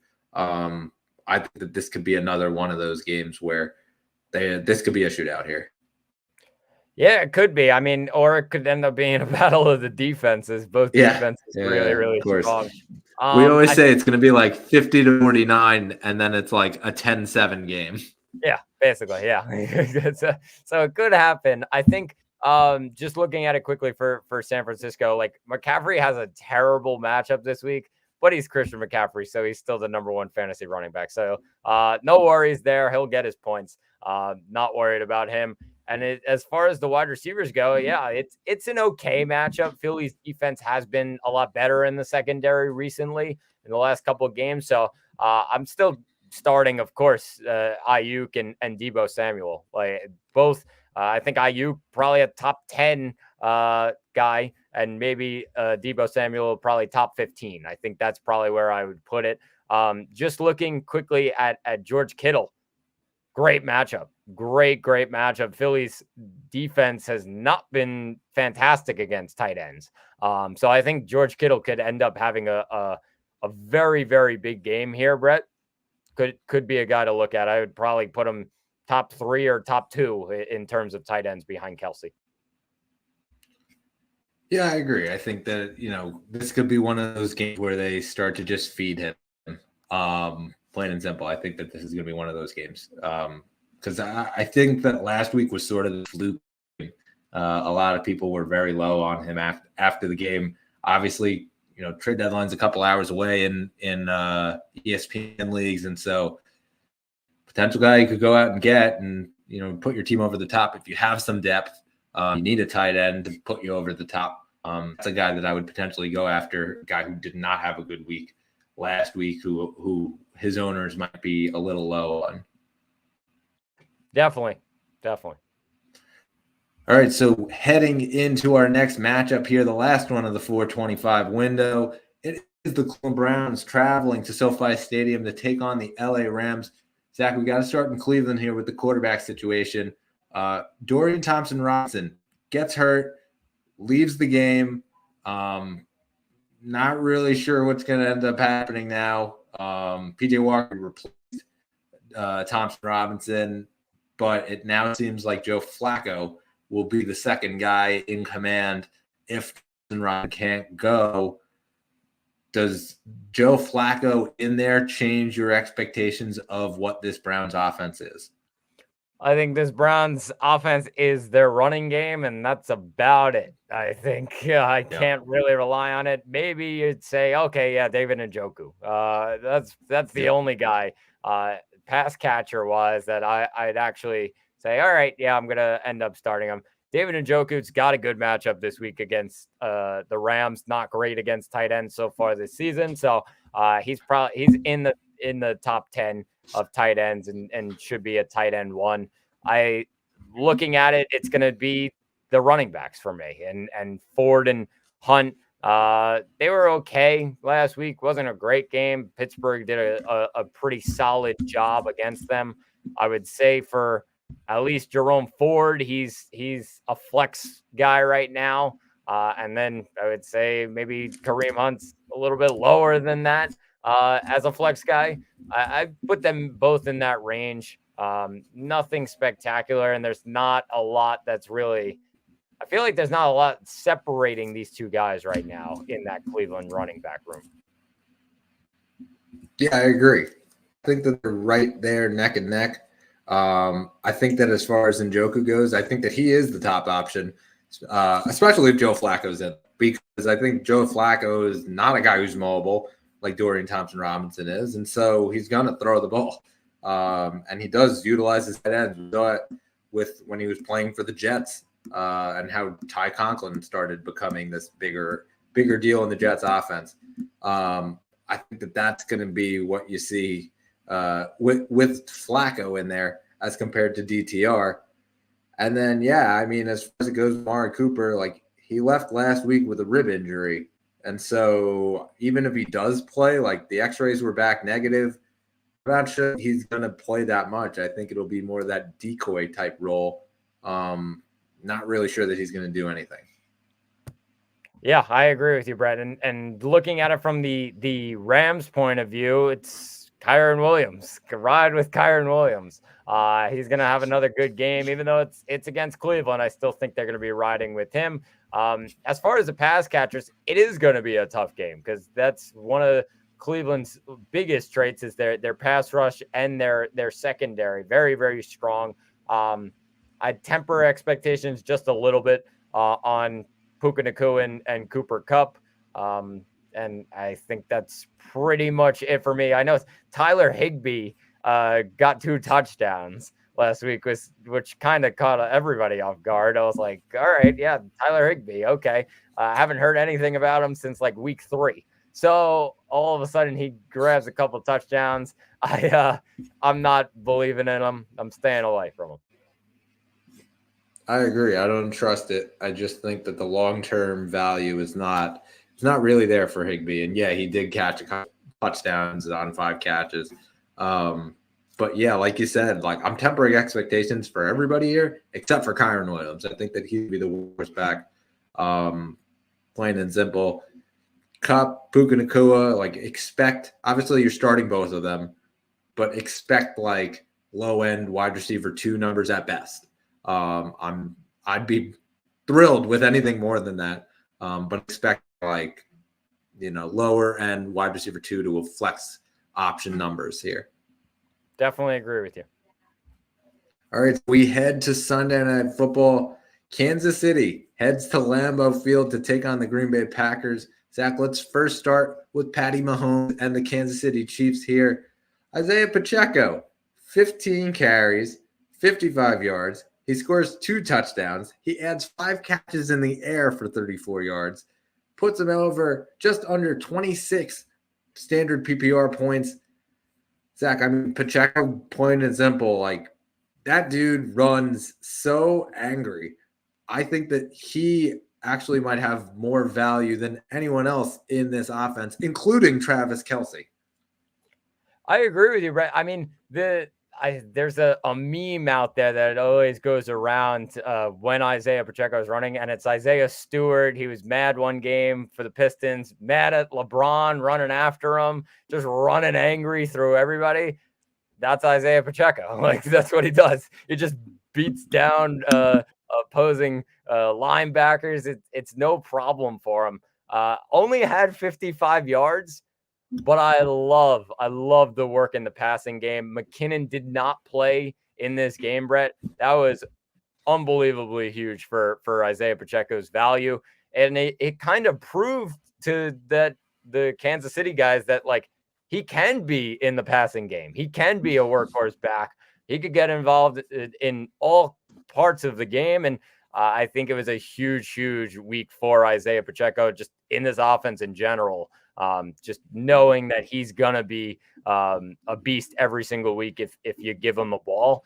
I think it's going to be another good week for him. Green Bay's defense, okay. I think looking at it, like the last week, Montgomery and Gibbs were able to run the ball against them, and I think Pacheco is going to end up being able to do the same. Other than Kelsey, for me, it's going to be Rice as a flex play. I know some people are like, oh, Justin Watson.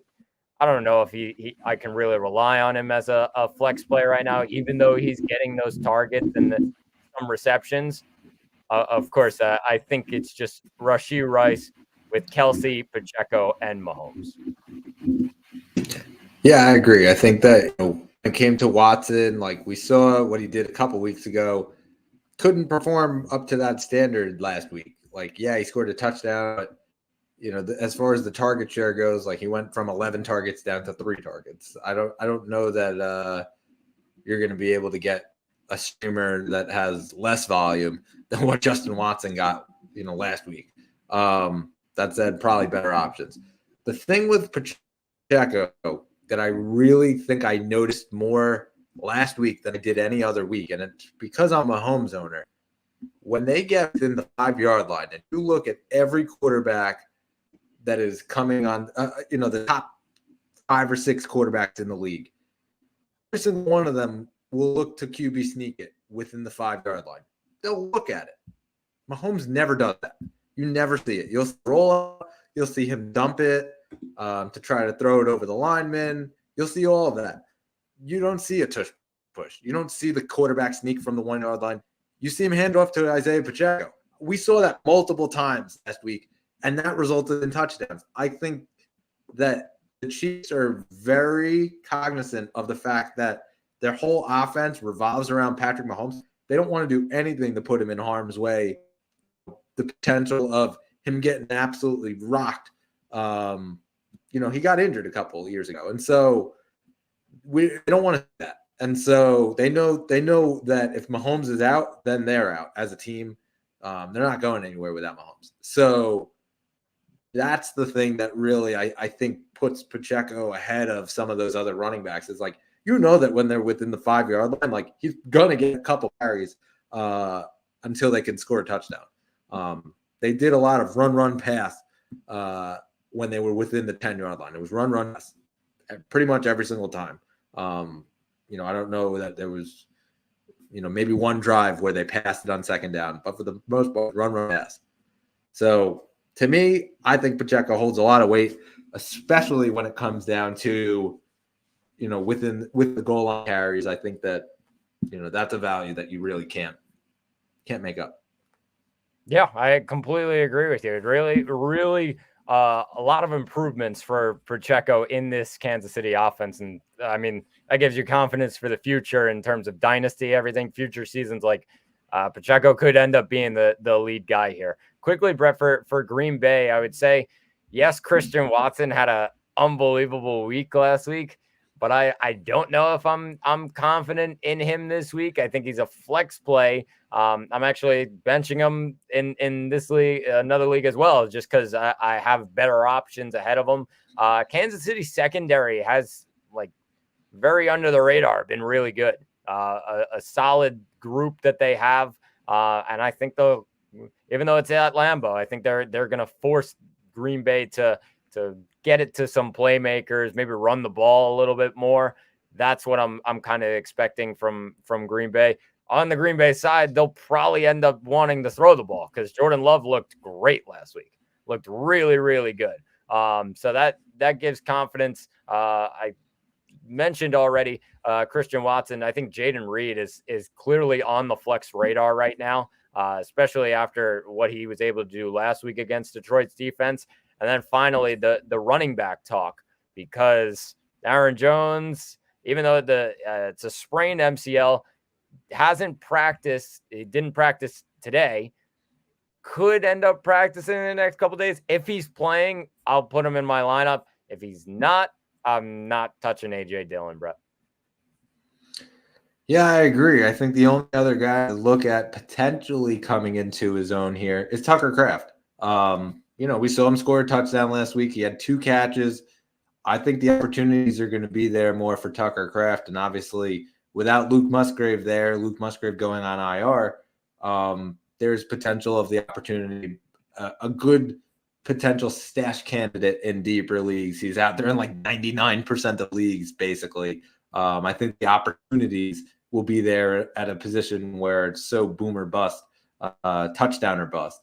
And so as far as it goes with Christian Watson, though, I agree with you, because if you look at his stat line and the targets versus the catches, he's got 44 targets this year. He's only had 21 catches out of that. That's 45%. And so to me, it's not great.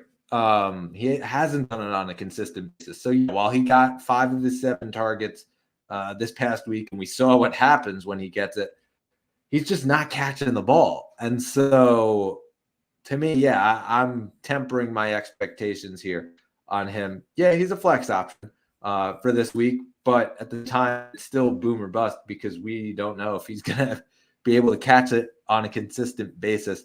That said, I agree with you on the Jayden Reed, because I think that the volume's still going to be there for Jayden Reed. I think that the more reliable guy right now is Jayden Reed as well.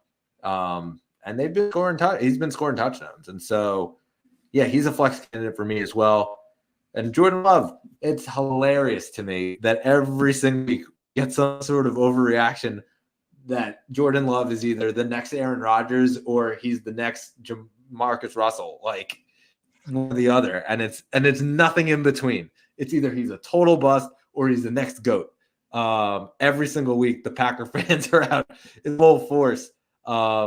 This week is going to be one of those weeks, I think, where they say, okay, it's a Sunday night game at Lambeau. If he performs well, sky's the limit for the kid. And I think that that's going to be what the outcome is. Kansas City's defense has been okay. They haven't been great. It's a good opportunity for him to get in front of a national audience here and show the world what he can do and make up for what he did weeks ago when he was in front of the national audience in Las Vegas. Yeah, completely agree with you, Brett. All right, so let's head to the Monday game here. It is Jacksonville as they host the Cincinnati Bengals. And Zach, let's start out in Jacksonville. As it was Calvin Ridley, yet again, 6 targets there, 5 catches for 89 yards and a touchdown. He scores just over 21 points here, or close to 22 standard PPR points. Zach, listen, Trevor Lawrence, I think, just is very comfortable right now with Calvin Ridley, but just overall as an NFL quarterback, I think he's become very comfortable here with his offense. Yeah, Brett, I agree with you. And just kind of, they're rolling right now, Jacksonville. They look really, really strong. They went on that long win streak earlier in the season. They're getting back to it. Really, really strong team that they have. Their defense is really good as well. So that's helping them out. They get some good field position. Really helps Trevor Lawrence and this offense that had a couple of off weeks. There were a couple of weeks where they looked a little bit off, but they've kind of got back to normal right now. And they're pretty much rolling on all fronts as far as the wide receivers with Ridley and Christian Kirk. You're continuing to start both of them. Like, they're both getting volume, targets, everything that you want.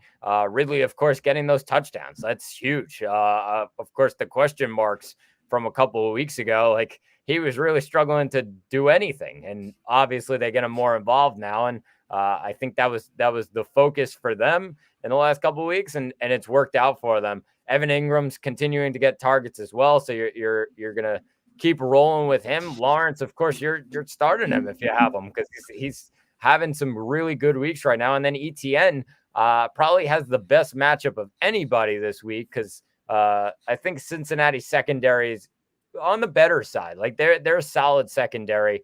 They keep things tight on the back end, and then it's a little bit, they struggle a little bit in in the run game, and their run defense is not great. And I think ETN ends up getting a good matchup. They're at home, so they'll probably run the ball as well. And I think it's going to be a solid week for the Jaguars. I agree on all fronts. The only thing I'm going to add, which was a little bit noticeable from a lot of the dynasty crowd, especially, D'Ernest Johnson takes over the backup role from Tank Bigsby, and we saw that 7 carries to just 1 carry for Tank Bigsby last week, only 2 carries the week prior to that. And so it's a little bit of a noticeable thing here. D'Ernest Johnson, he was the guy who was in Cleveland last year, and a lot of hype on him. He ends up going free and getting to Jacksonville. And so, yeah, it's a little, disheartening for those Tank Bigsby dynasty owners. And, listen, I still think the Tank a whole lot of value as far as the James Robinson comp that everyone keeps making, and that between the backs guy. I just don't know that this is going to be the year for him. I think they're going to kind of just ride D'Ernest Johnson, try to figure out their strategy moving forward with Tank Bigsby. Listen, he was a 3rd-round pick, so it's not like the talent isn't there. This might just be one of those longer-term plays here if you have him in Dynasty. And this is a Buffalo guy. I think that his value is, it can't really get any lower. He's getting dropped in a bunch of leagues I've seen from the Dynasty standpoint even. So, in those deeper Dynasty leagues where your benches are full, that's a guy to go out and go grab at a low rate with the potential that next year he becomes something and he gets a role there. But as far as it goes for this season, I think D'Ernest Johnson's sort of running away with this backup job.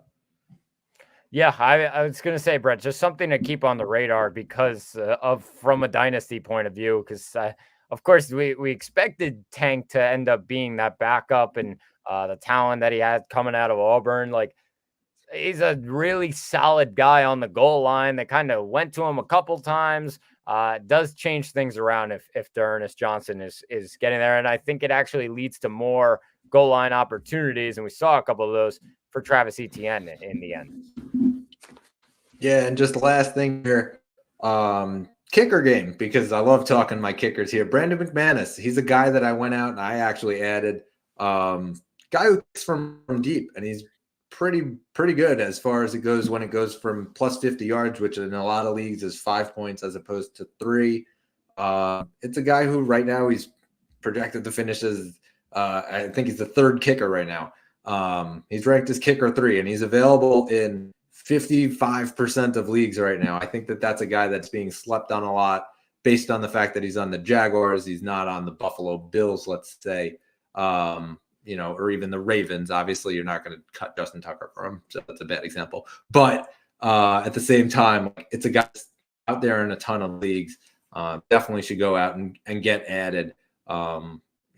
Listen, he's been pretty great from deep, and that's kind of what you want out of your kickers.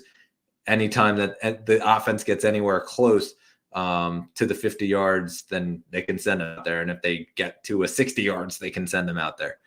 That's what you want in your kickers because it obviously scores more in a lot of these leagues. And we've seen some kickers in our leagues win games. Jake Elliott scoring like 18 points. And that's the difference between winning a game and losing a game in fantasy. Definitely fair, Red. And just quickly for Cincinnati, it's going to be Joe Mixon, RB2 range right now. Jamar Chase and I'd say maybe T. Higgins. I don't know. It's kind of a little bit iffy there. I think T. Higgins is actually out. So maybe Tyler Boyd as a flex option. It's very tough right now, especially with what they got going on at quarterback, bro.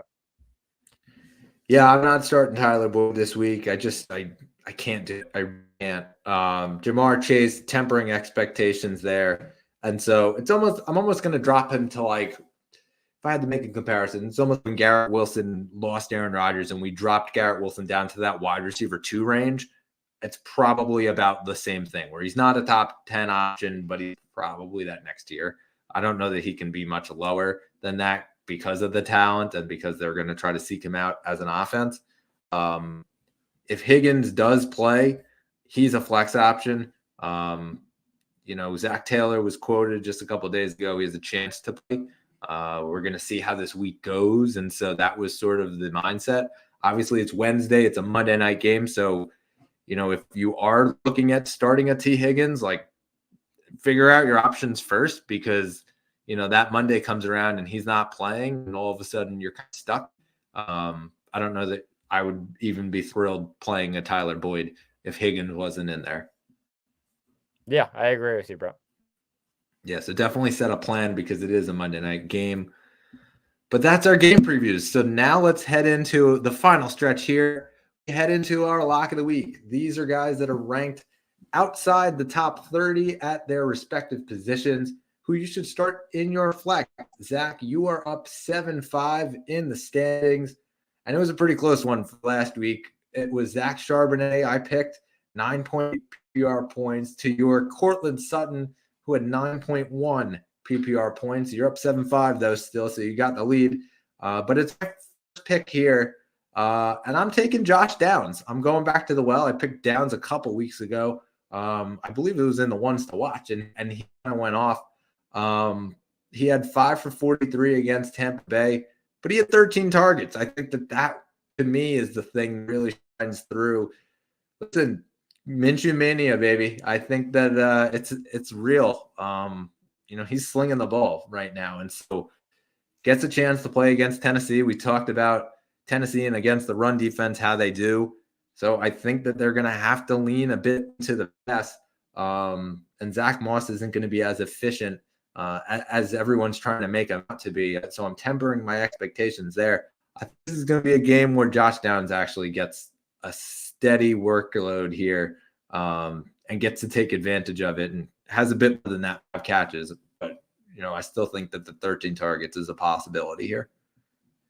Yeah, I think that's a really solid option. I have down starter in a couple of lineups as well, Brett. Just a solid option against Tennessee this weekend. For me, it's going to be Jaden Reed. And yeah, it's not the matchup that really stands out. It's an okay matchup against Kansas City. They've been solid in the secondary, but I mean, Jaden Reed has put up numbers in the last 3 weeks. He's really been rolling and has finished as wide receiver 10, wide receiver 9, and then wide receiver 19 in the last 3 weeks.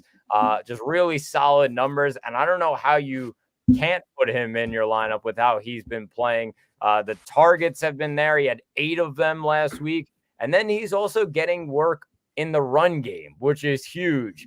If Aaron Jones is not playing, like Jaden Reed getting some of the runs, he a couple of weeks ago, 3 rushes for 46 yards and a touchdown. Last week got 2 more rushes for 16 yards. So definitely something that stands out to me. And if he continues to put up those numbers, getting those receptions, and of course falling into the end zone changes everything. I don't know how you can put Jaden Reed on the bench. Yeah, I agree. I think we just spoke about him. Like, he's just been very reliable as far as it goes with the share, whereas a guy like Chris Watson's not been able to catch his targets. And so I think that, again, primetime game at Lambeau, big moment. I think that Jaden Reed is going to be a guy that comes to the table. So I do love that pick. Let's head into our ones to watch here. And this has been a fun project that we've been going over each and every week. Fun for some of us at least.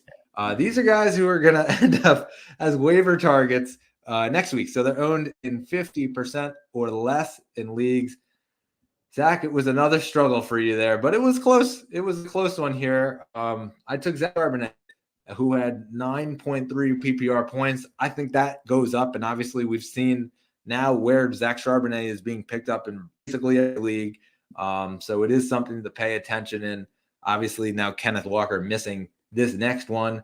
Zach, you took Odell Beckham Jr., who's also, a great pick because I think that he's the guy that's getting added in a ton of leagues. He only finished with 6.4 PPR points. I think that number goes up as well. So I'm up 10-2 here in the standings, and we're going to continue to roll and try to pick some guys here. The guy here is a guy that actually is a top waiver target for this week. It's Pat Freiermuth, the tight end in Pittsburgh. Listen, he had 9 catches on 11 targets, 120 yards, 21 PPR points. He's owned in 48% of leagues. I think that I'm very unsure why tight end position, when you see that sort of volume, you don't pounce on it. You don't get that from a lot of the tight ends. We've seen guys like Trey McBride, who was a few weeks ago. I mentioned Trey McBride on this segment, and what he's been able to do with his target share. Like, there's only a handful of guys in the league that have that sort of target share at tight end. Freiermuth seems to be one of them. I think this continues.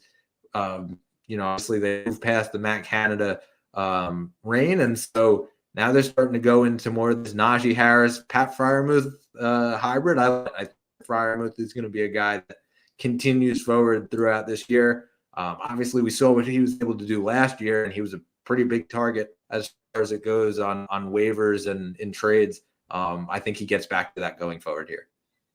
Yeah, Brett. I mean, he had a monster week last week. So definitely huge. And he's going to continue to be a part of this offense.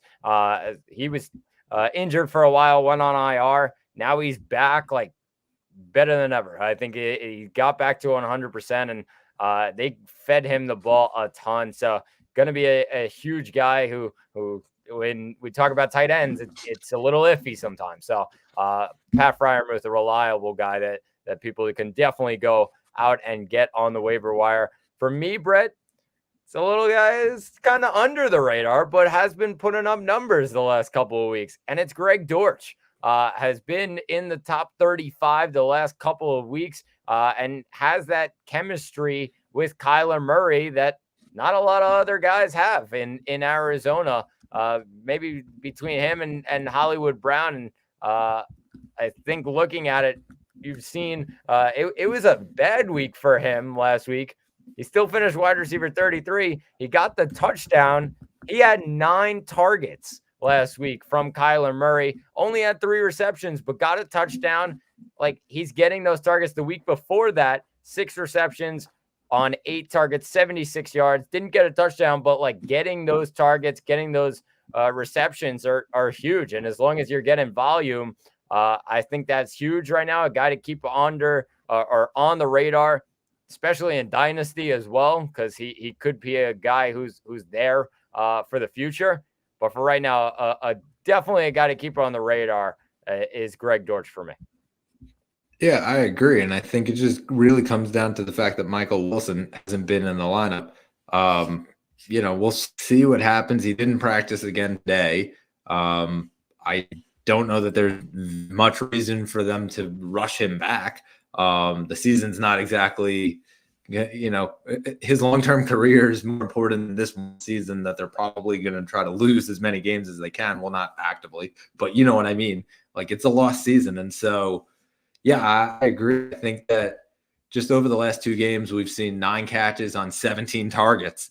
And yes, he did score a touchdown. So, yeah, I think they're going to kind of ride Dortch as the second option there, or the third option there, rather, with Rondale Moore, with Hollywood Brown there. And then you got Trey McBride. I think that it's a nice setup that Kyler Murray has going, and I think that it's going to continue. So I agree with your pick there.